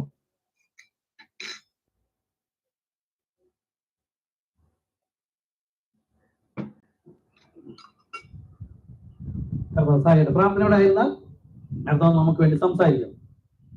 അപ്പോൾ ഗോതമ്പിനെ കളപ്പുരയിലേക്ക് ശേഖരിക്കേണ്ട ആവശ്യകത യേശുവിന്റെ ഒന്നാമത്തെ കാലത്ത് ഉണ്ടായിരുന്നുവെങ്കിൽ ആ കാരണം നമ്മൾ പഠിച്ചാലേ നമുക്ക് മനസ്സിലാവും.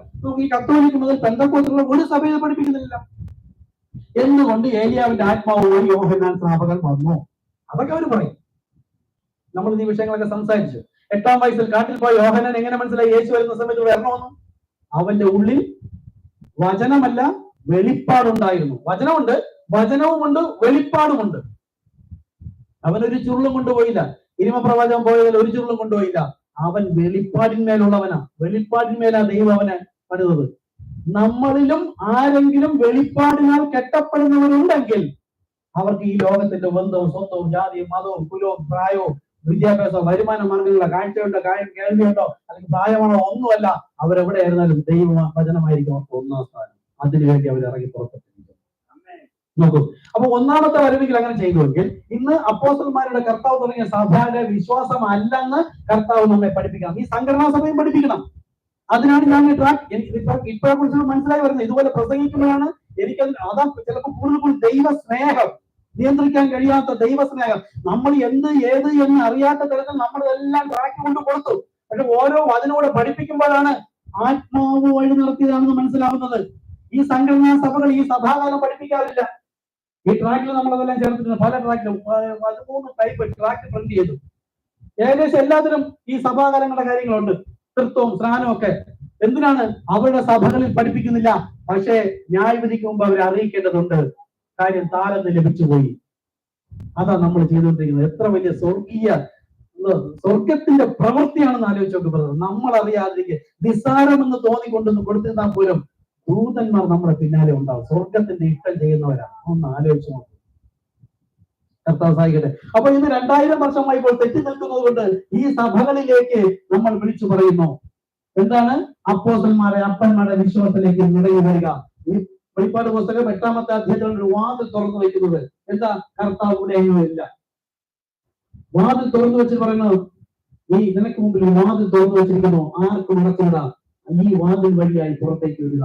എന്നാൽ കത്തോലിക്കലും പെന്തക്കോസ്തല സഭയിൽ ഓടിക്കൂടി ജനവിടെ ഉണ്ടാകുന്നില്ല. കാരണം എന്താ? വാതിൽ ഇടുക്കമുള്ളത് വഴി ജനിക്കമുള്ളത് കണ്ടെത്തുന്നവർ ചുരുക്കം. അതാ ഈ ബ്ലാക്ക് കൂടുതലാണ്.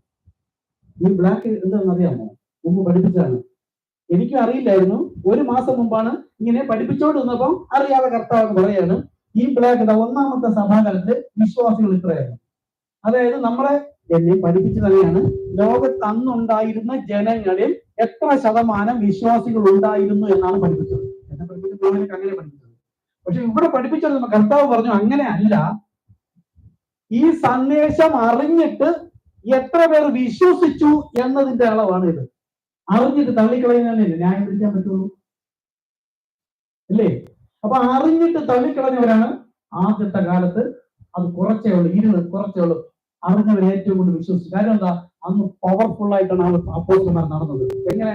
കാഴ്ചയാൽ മാത്രമല്ല, വിശ്വാസത്താൽ മാത്രമല്ല, അത്ഭുതങ്ങളും അടയാളങ്ങളിലൂടെയാണ് അവർ നടന്നത്.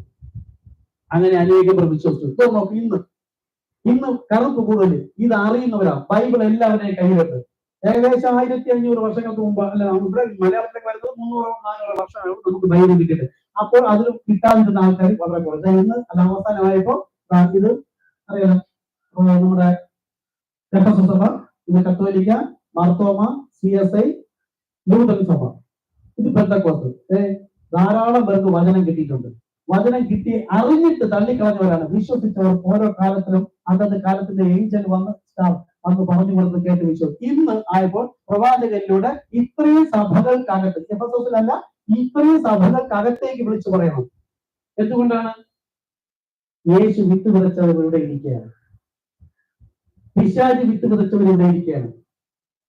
അവര് കൊയ്ത്തോളം വളരട്ടെ. ഈ സഭകളിലെല്ലാം കൊയ്ത്തിന്റെ സമയമായി വളർന്നു. നമുക്കറിയില്ലായിരുന്നു കർത്താവ് ഒന്ന് ആലോചിച്ച് നോക്കൂ. കോടിക്കണക്കിന് ജനം ചെയ്യാതിരിക്കുമ്പോൾ സ്വർഗത്തിന്റെ ഇഷ്ടം ചെയ്യാൻ ഈ ചർച്ചിനകത്തുനിന്ന് 4-5 വരെ ഉള്ളൂ.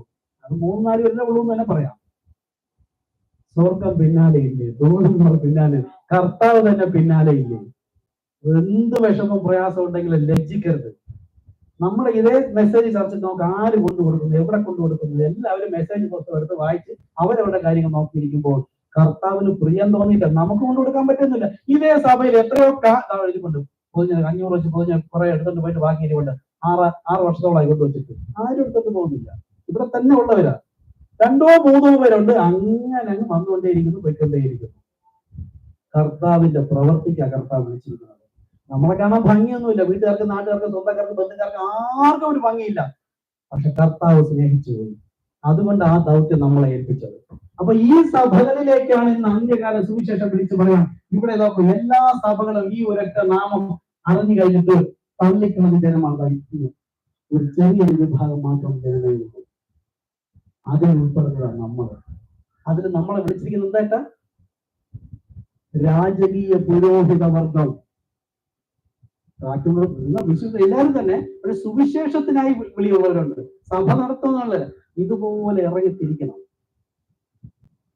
ദൈവത്തിന് വേണ്ടിയിട്ട്. കർത്താവ് മാനിച്ചു. ഓക്കെ, അപ്പോ യേശുവിന്റെ രണ്ടാമത്തെ വരവിന് മുമ്പ് തെറ്റി നിൽക്കുന്നവരെ കളപ്പുരയിലേക്ക് ശേഖരിക്കേണ്ടതിന്റെ ആവശ്യകത ഉണ്ട് എന്ന് ബൈബിൾ പറഞ്ഞിരിക്കുന്നു. ഈ സുവിശേഷം ചെയ്യുന്ന ആരെയും ഞാൻ കണ്ടിട്ടില്ല. എന്നോട് പലരും ചോദിക്കുന്നു, നിങ്ങൾ എന്തിനാ ബന്ധക്കോസ്തേ നമ്മൾ ചോദിച്ചിട്ടുണ്ട്. ഈ ചർച്ചിലുള്ളവരും ചോദിക്കണം, അതിന്റെ ആവശ്യമൊന്നുമില്ല. ദൈവത്തിന്റെ അവർ പറഞ്ഞു അതിനാണ് യോഹന്നാൻ 10 യേശു പറഞ്ഞു, പിതാവ് എന്റെ കയ്യിൽ തന്നവയെ ആർക്കും എന്റെ കയ്യിൽ നിന്ന് പിടിച്ചു പറിക്കാൻ കഴിയുകയില്ല, പിതാവിന്റെ കയ്യിൽ നിന്ന് ആർക്കും പിടിച്ചു പറിക്കാൻ കഴിയില്ല. അതായത് എല്ലാം കർത്താവ് കൂട്ടിച്ചേർത്തോളൂ. അറിയിക്കാതെ എങ്ങനെ ന്യായം വിധിക്കുന്ന യേശു ചോദിച്ച വചനവും നമ്മുടെ കയ്യിലുണ്ട്. അറിയാതിരിക്കും എങ്ങനെ ന്യായം വിധിക്കും. പോകേണ്ട ആൾക്കാരെ കർത്താവ് നിയമിച്ചിട്ടുണ്ട്, അവര് പോകും, പോയിക്കൊണ്ട് തന്നെ ഇരിക്കും. ഓക്കെ, ഇനി ഗോതമ്പ് മണി നിലത്ത് വീണ് ചാകുമ്പോൾ അനേകം ഗോതമ്പ് മണികൾ ഉത്പാദിപ്പിക്കാൻ കഴിയും. ഒരു ഗോതമ്പ് ചെടി നിങ്ങൾ ഒന്ന് പരിശോധിക്കാം. ഞാൻ ഒരു പിക്ചർ വരച്ചത് പഠിപ്പിക്കാൻ ശ്രമിക്കാം, നോക്കുക.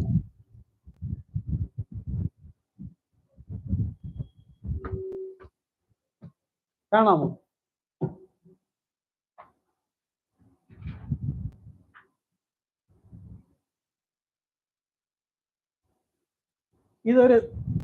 ഇതൊരു ഗോതമ്പ് ആണെന്ന് സങ്കല്പിക്കുക. വിത്താണ്, നമ്മൾ വിത്താണ് അല്ലെ. ആദ്യമായി ഇതിൽ വരുന്ന എന്താണ്? 2 ഇല, ഒരു മുകുളം.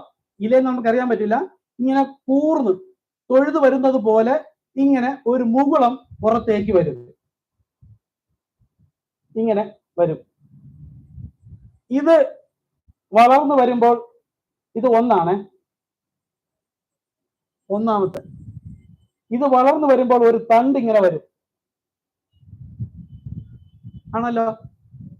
ഞാൻ ഇത് ലാസ്റ്റ് വേറൊരു കാര്യം ഇപ്പോഴേ പറയേണ്ടതാണ്, ഞാൻ ഇപ്പൊ അത് പറഞ്ഞ അതിന്റെ പ്രാധാന്യം നിങ്ങൾക്ക് വ്യക്തമായി കിട്ടില്ല, പറയാം. ഇതിങ്ങനെ വന്നു കഴിയുമ്പോൾ ഇതിൽ നിന്ന് ഇലകൾ വരും, വീണ്ടും ഇലകൾ വരെയാണ്. ഓക്കെ, അപ്പോൾ ആദ്യം ഒരു കൂർന്ന ഭാഗം വന്നു, അതിൽ നിന്നൊരു തണ്ട് മുകളിലേക്ക് വന്നു. ഇത് രണ്ടാമത്തതാണ്. ഈ 1, 2 എന്ന് പറയുന്നത്, 1 എന്നത് നമ്മുടെ സഭ, അപ്പോസ്തലന്മാരുടെ കർത്താവ് പരിപൂർണമായ ഒരു വിത്ത് വിതച്ച് ഒരു സഭ പൂർത്തിയാക്കി ബൈബിൾ പ്രകാരം എഴുതി നമ്മുടെ കൈ തന്നു കഴിഞ്ഞു. ഇതാണ് നമ്പർ 1. അത് കഴിഞ്ഞിട്ട് ഈ വിത്ത് നട്ട ദൈവത്തിന്റെ ഒരു ഉദ്ദേശമുണ്ട്, അതിലേക്ക് പോകുന്ന വളർച്ചയാണ് ഞാൻ ഈ പറയുന്നത്. ശ്രദ്ധിച്ചോളുക. ഒരു തണ്ട് വന്നു, അത് രണ്ടാമത്, വീണ്ടും ഇലകൾ വന്നു, അത് കഴിയുമ്പോൾ ഇലകൾ ഇങ്ങനെ വരുന്നു, അത് കഴിയുമ്പോൾ ഇതിൽ നിന്ന് വീണ്ടും ഒരു കൂർത്ത ഭാഗം വരുന്നു.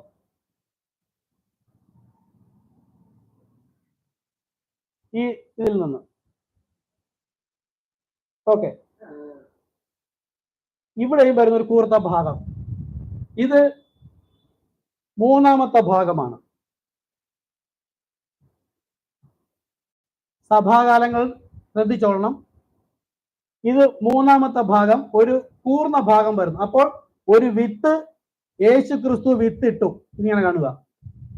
യേശു ക്രിസ്തു ഇട്ട വിത്ത്, അതൊരു മുകുളം തൊഴുതുകൊണ്ടാണ് 2 ഇല ഒരുമിച്ചാണ് വന്നിട്ട്, അതിൽ ആദ്യം വന്നിട്ട് പിന്നെയാണ് അത് തണ്ട് വരുന്നത്. ആ തണ്ട് എന്തിനു വേണ്ടി നോക്കണം. ഈ തണ്ട് വന്നു 2, അത് കഴിഞ്ഞിട്ട് ഇലകൾ വന്നു. അത് കഴിയുമ്പോൾ ഓരോ ഇലയിലും ഒരു നാമ്പ് വന്നു. ഇതാണ് പൂക്കൊല. അപ്പോൾ ഇട്ട യജമാനന് ഒരു ഉദ്ദേശമുണ്ട്, അതിന്റെ പദ്ധതിയിലേക്ക് പോവുകയാണ്.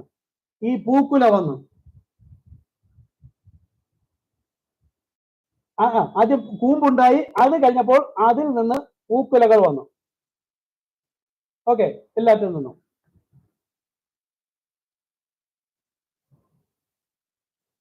ഞാൻ ബോർഡ് എടുത്ത് വെച്ചതാണ്, എടുത്തുകൊണ്ട് ഞാൻ പറഞ്ഞത്. ബോർഡ് നല്ലവണ്ണം വരയ്ക്കാതെ വീട്ടിൽ വെച്ച പ്ലാൻ ചെയ്ത് പക്ഷെ ഇവിടെ ബോർഡ് കൊണ്ട് വിട്ടുപോയി.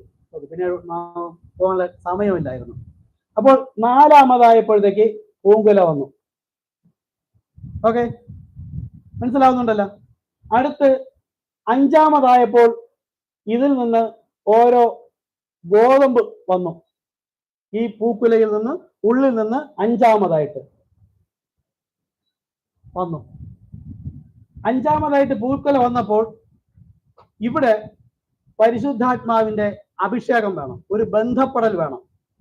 ഈ വിത്തിന് പരാഗണം നടക്കണം. അതിന് ജീവൻ ഉണ്ടാകണമെങ്കിൽ ഒരു പരാഗണം നടക്കുകയാണ്.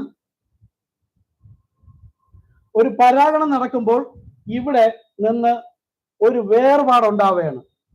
പരാഗണം നടന്നത് പരിശുദ്ധാത്മാവുമായി ഒരു ബന്ധമുണ്ടാകുമ്പോൾ ഇവിടെ ഒരു വേർപാടുണ്ടാകും. ഈ ഗോതമ്പിൽ ഒരു വേർപാടുണ്ടാകും. ചിലർ വേർപാടുണ്ടാകുമ്പോൾ ചിലർ ഇങ്ങനെ നിൽക്കുകയും ചിലർ ഇങ്ങനെ വളരുകയും ചെയ്യും. ഇവിടെ മുതലാണ് ദൈവത്തിന്റെ ജനത്തെ തിരിച്ചറിയുന്നത്. ശരിയായ ജീവൻ ആദ്യം പരിശുദ്ധാത്മാവ് സീൽ ചെയ്യില്ല. അഭിഷേകം, നീതീകരണം, വിശുദ്ധീകരണം, പരിശുദ്ധാത്മാ അഭിഷേകം, പിന്നെ മുദ്ര. അപ്പം ദൈവവുമായിട്ട് ഒരു ബന്ധം വന്നു കഴിയുമ്പോൾ അകത്ത് ജീവൻ വന്നു തുടങ്ങി. ഏത് ജീവൻ? ഈ കുഴിച്ചിട്ട ഒരു ഗോതമ്പ് ഉൽപ്പാദിപ്പിക്കുകയാണ്. ഈ വിത്ത് വിതച്ചവൻ വിളവെടുപ്പ് സമയത്ത് വരുമ്പോൾ, വിളവെടുപ്പിന് വരുന്നതിന് മുമ്പ് ഗോതമ്പ് പാകമാകണം. പാകമായി തുടങ്ങുമ്പോൾ തന്നെ ചിലത് കുനിയുകയും, ഇതാണ് നമ്മുടെ 7 മുദ്രയിൽ പറയുന്ന 1ാമത്തെ അധ്യായം. എളിമയിൽ മറിഞ്ഞിരുന്നു കൊണ്ട് ദൈവം തന്നെ എളിമയുള്ളവർക്ക് വെളിപ്പെടുത്തി കൊടുക്കുന്നു. നമ്മളിലും എളിമയില്ലാത്ത ഒരു വ്യക്തിയും റാപ്ചറിൽ പോകില്ല. എത്ര ഭക്തൻ എന്ന് പറഞ്ഞാലും പോകില്ല. കോപവും, തൊന്നവശം, ഭിന്നത, അസൂയ, ജാരശങ്ക, പിണക്കം, വാശി, പക ഇതുണ്ടെങ്കിൽ ഒരു കാരണം അങ്ങനെയുള്ളവരെ കൊണ്ടുപോയിട്ടില്ല, ബൈബിളിലില്ല. സ്വർഗത്ത് രാജാതി രാജാവും കർത്താതി കർത്താവുമായിരുന്ന ദൈവത്തിന് എത്ര കോപിക്കാമായിരുന്നു. ആ ദൈവം ഇവിടെ ഒരു പാപി മുഖത്തടിച്ചിട്ടും തുപ്പിയിട്ടും യേശു എളിമയുള്ളവനായത് അവനെ കൂടെ നേടാനാണെങ്കിൽ, നമ്മയും ആരെങ്കിലും വചനപ്രകാരം എന്തെങ്കിലും പറഞ്ഞാൽ അവനെ കൂടെ നേടേണ്ടതിന് ഞാൻ എളിമ ധരിക്കുമ്പോൾ അവൻ എന്നിൽ ഉണർന്നു വരുന്ന ഒരു നിമിഷം എപ്പോഴെങ്കിലും ഉണ്ടാകും. അപ്പോൾ ഇവിടെ ബീജസങ്കലനം പരിശുദ്ധാത്മാവുമായി നടക്കുമ്പോൾ ഇതാ പൗലോസ് പറഞ്ഞത്, ക്രിസ്തു നിങ്ങളിൽ ഉരുവാകുവോളം ഞാൻ പ്രസവ വേദനപ്പെടുന്നു. പൗലോസ് ക്രിസ്തുവുമായി, മണവാട്ടി മണവാളനുമായി ബന്ധം ചെയ്താൽ ഒരു ജനനം ഉണ്ടാകണം. നമ്മൾ ഇവിടെ ഇരിക്കുന്നതിൽ പരിശുദ്ധാത്മാവ്, അത് കർത്താവ് യേശു ക്രിസ്തുവുമായി ഒരു ബന്ധമുണ്ടെങ്കിൽ നമ്മുടെ ഉള്ളിൽ ഒരു ജനനം നടക്കും. മറ്റൊരു ക്രിസ്തുവിനെ പ്രസവിക്കും. അതിനാണ് ഞങ്ങൾ ഈ ട്രാക്ട് കൊണ്ടുപോകുന്നത്, മറ്റൊരു വ്യക്തിയെ തേടി പോകുന്നത്. അപ്പോൾ അത് ചിലത് താഴേക്ക് വരികയും ചിലത് മുകളിലേക്ക് നിൽക്കുകയും ചെയ്യുന്നു. അങ്ങനെ വരുമ്പോൾ 5 ഇവിടെ ആയിട്ടുള്ളത്. ഇതിനിടയിൽ ഒരു പുറന്തോട് വരും. ഈ ഗോതമ്പിൽ ഒരു പുറന്തോട് വരും, ഇതിലും ഒരു പുറന്തോട് വരും. കട്ടി കൂടിയ പുറന്തോട് വരും. ഈ കട്ടി കൂടിയ പുറന്തോട് 6, ആറാമത്തത് പെന്തക്കോസ്താണ്. അപ്പോൾ അവിടെ വരുമ്പോൾ എന്ത്? ദുരുപദേശത്തിൽ നിറഞ്ഞു. കത്തോലിക്ക, മാർത്തോമ, CSI, ലൂതർ, മിഷൻ, സൗണ്ടര് നമ്മൾ ഈ പഠിക്കുന്ന പ്രകാരം പെന്തക്കോസ് കാലമായപ്പോൾ ഒരു അഭിഷേകം കിട്ടി അവർക്ക്. അഭിഷേകം മാത്രമേ ആയിട്ടുള്ളൂ. കൈയടിച്ച് ആരാധിച്ച് ആത്മാവിൽ നൃത്തം ചെയ്ത് പാടി, അഭിഷേകമാണ്. ആ സമയത്ത് അകത്തൊരു വളർച്ച തുടങ്ങി. എന്താ വളർച്ച?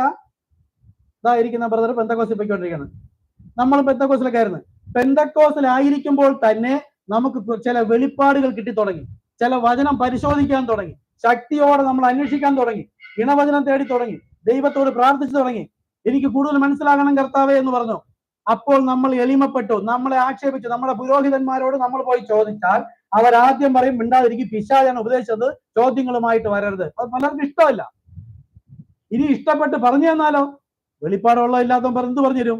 ബുദ്ധിയിൽ പറഞ്ഞു തരും, ജ്ഞാനത്തിൽ പറഞ്ഞു തരുമ്പോൾ നമ്മൾ ആ സമയത്ത് ജ്ഞാനത്തിലായിരിക്കുന്നത് കൊണ്ട് നമുക്കത് മതി, അത് ശരിയാണെന്ന് തോന്നും. അങ്ങനെ പുറന്തോട് കട്ടിപിടിക്കുകയാണ്. ഈ പുറന്തോട് കട്ടിപിടിച്ച് കഴിയുമ്പോൾ എന്താകുന്നു? അകത്ത് പാകം തുടങ്ങി.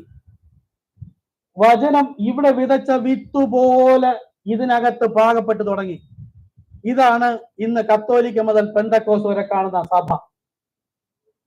ഇത് യജമാനൻ വിത്ത് വിതച്ചവൻ വരാറായി. തോട്ടക്കാരാണ് ഇതുവരെ പരിപാലിച്ചത്. ഒന്നാമത് കർത്താവാക്കിയിട്ട് പോയ തോട്ടക്കാരനാണ് അപ്പോസ്തലന്മാർ. അവർ ശരിയായ അഭിഷേകത്തോടുകൂടി ശരിയായ വചനത്തോടുകൂടെ ദൈവത്തിന്റെ ജനത്തെ വഴി നടത്തുവാൻ ഇനി കർത്താവിന്റെ വരവ് വരെ അവർ എങ്ങനെ ആയിരിക്കണമെന്ന് ദൈവഹിത പ്രകാരം അവർ വഴി നടത്തിയ പ്രകാരം ബൈബിൾ നമുക്ക് എഴുതപ്പെട്ടിട്ടുണ്ട്. ഏത് സഭകൾ തെറ്റു പഠിപ്പിച്ചിരുന്നാലും ദൈവവചനം എല്ലാവരുടെയും കയ്യിലുണ്ട്. കാലത്തികൾ കർത്താവിന് വേണ്ടുന്നവരെ വിളിച്ച് വേർതിരിക്കും. അപ്പോൾ പുറന്തോട് കട്ടിയാകും. പുറന്തോട് കട്ടിയാകുമ്പോൾ ആര് വരും? യജമാനൻ ആരെ അയക്കും? ദൂതന്മാരെ അയക്കും. യജമാനൻ അല്ല വരുന്നത്, ദൂതന്മാരെ അയച്ചിട്ട് ദൂതന്മാർ വന്നിട്ട് ഗോതമ്പിനെ കളപ്പുരയിലേക്ക് ശേഖരിക്കും. വീണ്ടും മുകളിലേക്കാണ്, ഞാൻ സ്ഥലമില്ലാത്തത് വരയ്ക്കാണ്, മുകളിലേക്ക് കളപ്പുരയിൽ ശേഖരിക്കും. ഈ ഗോതമ്പ് മാത്രം താഴ്ന്നു നിൽക്കുന്ന, ഇതാ യേശു പറഞ്ഞു, ഈ എളിയ ഒരു സഹോദരന് ചെയ്യുന്നതൊക്കെയും നിങ്ങൾ എനിക്ക് ചെയ്തിരിക്കുന്നു. എളിമയുള്ള ദൈവം എളിമയുള്ളവരെ അല്ലാതെ ആരെയും കൊണ്ടുപോകില്ല. അപ്പോൾ ഗോതമ്പ് മണി നിറഞ്ഞ് പരിശുദ്ധാത്മാവിനാൽ ദൈവവചനത്താൽ വെളിപ്പാടിനാൽ വളർച്ച പ്രാപിക്കുന്നുവെങ്കിൽ അത് താഴേക്ക് വരും. ഒന്നുമില്ലാത്തത് നെളിഞ്ഞു നിൽക്കും. അത് കളയാണ്, അതിനകത്ത് വിത്തില്ല. യജമാനൻ വരുന്നതിന് മുമ്പ് ദൂതന്മാരെ അയച്ചിട്ട് ചെയ്യുന്ന പ്രവൃത്തിയാണ് ദൈവകൃപയാൽ ഇന്ന് നമ്മൾ ചെയ്തുകൊണ്ടിരിക്കുന്നത്. യജമാനൻ ദൂതന്മാരെ അയച്ചിട്ട് ഗോതമ്പിനെ കളപ്പുരയിലേക്ക്, മറ്റൊരു ശാഖ ഇതിൽ നിന്ന് വളർന്നു വന്നിട്ട് മറ്റൊരു ശാഖ വരും, അവിടെ കളപ്പുരയിൽ ശേഖരിക്കപ്പെടും. അപ്പോൾ ഈ സന്ദേശം വരുമ്പോൾ ഇവിടെ ഒരു യുദ്ധം ഉണ്ടാവും. പോകരുത് പോകരുത്, വിശ്വസിക്കുന്നവരും വിശ്വസിക്കാത്തവരും തമ്മിൽ ഒരു യുദ്ധം ഉണ്ടാവും. ഇവിടെ നമ്മൾ വായിച്ചത്, ജയിക്കുന്നവന് നീതിയുടെ വസ്ത്രം കൊടുക്കും. ഈ യുദ്ധത്തിൽ ജയിക്കണം. എന്റെ പാരമ്പര്യം, എന്റെ പിതാക്കന്മാരും മാതാവും സഹോദരങ്ങളും ബന്ധുജനങ്ങളും എന്തിന് എന്റെ ബുദ്ധിയും എന്റെ കയ്യിലിരിക്കുന്ന ബൈബിളിലൂടെ ഞാൻ നോക്കിയ പിശാച് കാണിച്ചിരുന്ന മുഴുവനും കൃത്വവചനവുമായിരിക്കും. കേട്ട വചനത്തോട് മുട്ടിന്മേൽ നിന്ന് കർത്താവിനോട് ചോദിക്കുക. തത്സമയത്തെ സഹായത്തിന് ധൈര്യത്തോടെ കൃപാസിംഹാസനത്തിൽ ചെല്ലുക. കർത്താവ് വെളിപ്പെടുത്തി തരും. അതാ പത്രോസിനോട് പറഞ്ഞത്, ജഡരക്തങ്ങളല്ല, നിന്റെ ബുദ്ധിയല്ല, ബന്ധുമിത്രാദികളല്ല, ബൈബിൾ കോളേജ് അല്ല, എന്റെ സ്വർഗസ്വനായ എന്റെ പിതാവത്രയെ വെളിപ്പെടുത്തി തന്നത്. ആ വെളിപ്പാടുമായി നിൽക്കുന്നവരെ കർത്താവ് ഏഴാമത് ഒരു ശാഖ ഇതിൽ നിന്ന് തന്നെ പുറപ്പെടുവിച്ചിട്ട് കളപ്പുരയിലേക്ക് ശേഖരിക്കും. ഇതിനെ നോക്കി ഇവരെന്തു പറയും? നമ്മോടൊപ്പം നിന്നപ്പോൾ അവർക്ക് കുടുംബ മഹിമയുണ്ടായിരുന്നു, സഹോദരങ്ങൾ ഉണ്ടായിരുന്നു, എല്ലാമുണ്ട്, ഒരു തായ് വേരുണ്ട്, കുടുംബമുണ്ട്, സകലതുമുണ്ട്. ഇപ്പോൾ എവിടെയാണെന്ന് അറിയില്ല, എവിടെയോ പോയിരിക്കുന്നു. അവർ നഷ്ടപ്പെട്ടു, നമ്മിൽ ഈ സംഘടനാ സഭയിൽ നഷ്ടപ്പെട്ടു അവർ എവിടേക്കോ പോയിരിക്കുന്നു. എന്നാൽ ഇനിയാണ് ഞാൻ പറയാൻ പോകുന്ന മർമ്മം. ഇവിടെ ദൈവം വിതച്ച വിത്ത് ആദ്യം 2 ഇല വന്നു എന്ന് പറഞ്ഞു. ആ 2 ഇല വന്നത് ഒന്നാമത്തെ സഭ, അപ്പോസ്തലന്മാരുടെ സഭ. അപ്പോസ്തലന്മാർ ആ സഭയിൽ പഠിപ്പിച്ച വചനം അവർക്ക് രണ്ടാമത് അവർക്ക് വരണമെങ്കിൽ ഈ 2 ഇങ്ങനെ മുകുളം പോലെ തൊഴുതു നിന്നതുപോലെ വന്ന ഇലയുടെ അകത്തൊരു ജീവൻ ഉണ്ടായിരുന്നു, നാമ്പുണ്ടായിരുന്നു. ആ നാമ്പ് ഈ മുകളിലോട്ടല്ല പോയത്, നാമ്പ് നേരെ താഴേക്കാണ് വന്നത്. ഇതാണ് തായ് വേര്. ക്രിസ്തുവിൽ വേരൂന്നണം. ഞാൻ ഈ ഒരു വളർച്ച, ഞാൻ ക്രിസ്തുവിലാണ് വളരേണ്ടതെങ്കിൽ എന്റെ വളർച്ച താഴോട്ടായിരിക്കണം. ക്രിസ്തുവിൽ നിന്ന് വെളിപ്പാട്, വചനത്തിൽ നിന്ന് വെളിപ്പാട് വലിച്ചെടുക്കണം. അങ്ങനെ തന്നെയാണ് അപ്പോസ്തലന്മാർ ഒരു സഭ കെട്ടപ്പെട്ട് ദൈവവചനം പൂർത്തിയാക്കി നമുക്ക് അനുസരിക്കാൻ തന്നിരിക്കുന്നത്. അതാണ് വെളിപ്പാട് പുസ്തകം അവസാനത്തെ കാലമായപ്പോ പറഞ്ഞ വെളിപ്പാട് പുസ്തകം 2:5 പറഞ്ഞത്, നിനക്ക് അല്പമേ ശക്തിയുള്ളൂ, നീ എന്റെ നാമം നിഷേധിച്ചാൽ നിന്നെക്കുറിച്ച് നന്മ പറയാനുണ്ട്, എങ്കിലും നിനക്കൊരു കുറ്റമുണ്ട്, നീ ഏതിൽ നിന്ന് വീണു എന്ന് ഓർത്ത് മാനസാന്തരപ്പെട്ട് ആദ്യത്തെ പ്രവൃത്തി. അപ്പോസ്തലന്മാര് ഇവിടെ ശേഖരിക്കപ്പെടുന്നതിന് മുമ്പ് അവർ പുറത്തായിരുന്നു. ഇവിടെ കർത്താവായ യേശുക്രിസ്തുവിന്റെ നാമത്തിലുള്ള ഒരു ക്രൂശീകരണം ഉണ്ടായിരുന്നു, പാപപരിഹാര മാർഗമുണ്ടായിരുന്നു. ഈ ജനങ്ങളെല്ലാം എന്നിലൂടെ അല്ലാതെ ആർക്കും ദൈവസഭയിലേക്ക് കടന്നു വരാൻ കഴിയില്ല. സഭയിലാണ് കർത്താവ് നിന്നത്. ഇവിടെ നിന്ന് വിശുദ്ധീകരിക്കപ്പെടണം. അതിനുവേണ്ടി നൽകിയ നാമമാണ് കർത്താവായ യേശുക്രിസ്തു. അപ്പോസ്തലന്മാർ ഈ നാമം വഴിയായി കൂടിയിട്ട് അവർ താഴേക്ക് വന്നൊരു മുകുളം, അങ്ങനെ തന്നെ ശരി തന്നെയാണോ? ഒരു വിത്ത് വന്നു കഴിഞ്ഞാൽ ആദ്യം അതിന്റെ മുകുളം താഴേക്ക് പോകും. അത് മുകളിൽ ക്രിസ്തേശുകൾ പാറമേൽ ഉൾനട്ടതായിരിക്കണമെങ്കിൽ, കാറ്റടിച്ചാലും ആടിപ്പോകാതിരിക്കണമെങ്കിൽ അതിന്റെ തായ്വേര് ആഴമുള്ളതായിരിക്കണം. വചനത്തിൽ ആഴത്തിൽ വേരൂന്നി ക്രിസ്തുവാകുന്ന തലയോളം ഉയരത്തിൽ വളരണം. ഇനി ഇവിടെ നിന്ന് പറിച്ചു കൂട്ടിയ ഈ ശാഖയിലേക്കുള്ള ഗോതമ്പിന്റെ ആഹാരം ഇതിന്റെ ഉള്ളിൽ നിന്നുമാണ്, അത് താഴ്വരയിൽ നിന്നാണ്. ഇവിടെ ഇവർക്ക് ലഭിച്ച ബൈബിൾ കോളേജ് വഴിയുള്ള അറിവിനാൽ അല്ല. ഈ ഗോതമ്പ് കളപ്പുരയിൽ ശേഖരിക്കപ്പെട്ട് കഴിഞ്ഞാൽ അവർക്ക് നോഹ വിളിച്ച് പെട്ടകത്തിലേക്ക് കൊണ്ടുപോയവരുടെ ആഹാരം പിന്നെ പുറത്തു നിന്നല്ലായിരുന്നു, കർത്താവ് തന്നെ അവിടെ ശേഖരിച്ചിരുന്നു നോഹയിലൂടെ. അതുപോലെ ഇന്ന് നമുക്ക് അപ്പോസ്തലന്മാരെ അപ്പന്മാരുടെ വിശ്വാസത്തിലേക്ക് മടങ്ങി പോകണമെന്നതാണ് നമ്മൾ വിളിച്ചുകൊണ്ടിരിക്കുന്നത്. ഇന്ന് സഭയിൽ യേശു പറഞ്ഞു, എന്റെ ആടുകളെ ഞാൻ പേർ ചൊല്ലി വിളിച്ച് പുറത്തേക്ക് കൊണ്ടുപോയി അവയ്ക്ക് മുമ്പായി വഴി നടക്കുന്നതാണ്. വില്യം മരിയം ബ്രൻഹാമിന്റെ കർത്താവ് നമുക്ക് വേണ്ടുന്ന മെസ്സേജ് ബുക്ക് മുഴുവനും മണവാട്ടിയുടെ മന്ന, ഇതാണ് മണവാട്ടി ഭക്ഷിക്കാൻ. ഇതല്ല വചനം ഭക്ഷിക്കണം. വചനമില്ലെങ്കിൽ മെസ്സേജ് ഇല്ല. വചനം എഴുതിയിരിക്കുന്നു. എന്താണ് ശരി, എന്താണ് വെളിപ്പാടെന്ന് അറിയണമെങ്കിൽ അവൻ വിശ്വാസ സ്ഥാനം സ്വീകരിച്ചാൽ അല്ലാതെ ഇത് വായിച്ചിട്ടും കാര്യമില്ല, അറിഞ്ഞിട്ടും കാര്യമില്ല. അപ്പോൾ ഈ താഴെ നിന്നും നമ്മൾ ഇവിടെ ശേഖരിക്കപ്പെടുമ്പോൾ നമ്മുടെ ആഹാരം തണ്ടിൽ നിന്ന് നേരെ വന്ന്, ഇതാ ദാവീദിന്റെ ഗോത്രവും വംശവുമായി വന്ന് ഒരു മുളച്ചു വരുന്നില്ലേ? അതാ മുള. എന്താ ഇനി വേറൊരു കാര്യം കൂടെ പറഞ്ഞ, ഓരോ സീസണിൽ ഓരോ വൃക്ഷത്തിന്റെ ഇലകൾ പൊഴിഞ്ഞു പോകുമ്പോൾ ഇലയിലും തണ്ടിലും എല്ലാം ജീവനുണ്ട്. ആ ജീവൻ ആ സീസണിൽ പൊഴിഞ്ഞു പോകുമ്പോൾ അവിടെ പോകുന്നു, നേരെ ജീവൻ തണ്ടിലേക്ക് പോകുന്നു. അതിന്റെ സീസൺ കഴിഞ്ഞതിന് ശേഷം അതിന് ഇല തളർന്നു വരുമ്പോൾ ജീവൻ വീണ്ടും മുകളിലേക്ക് വരുന്നു. ഇവിടെ എല്ലാം സഭ, വിവിധ തരം സഭകൾ. ഈ ദൈവം ഇട്ട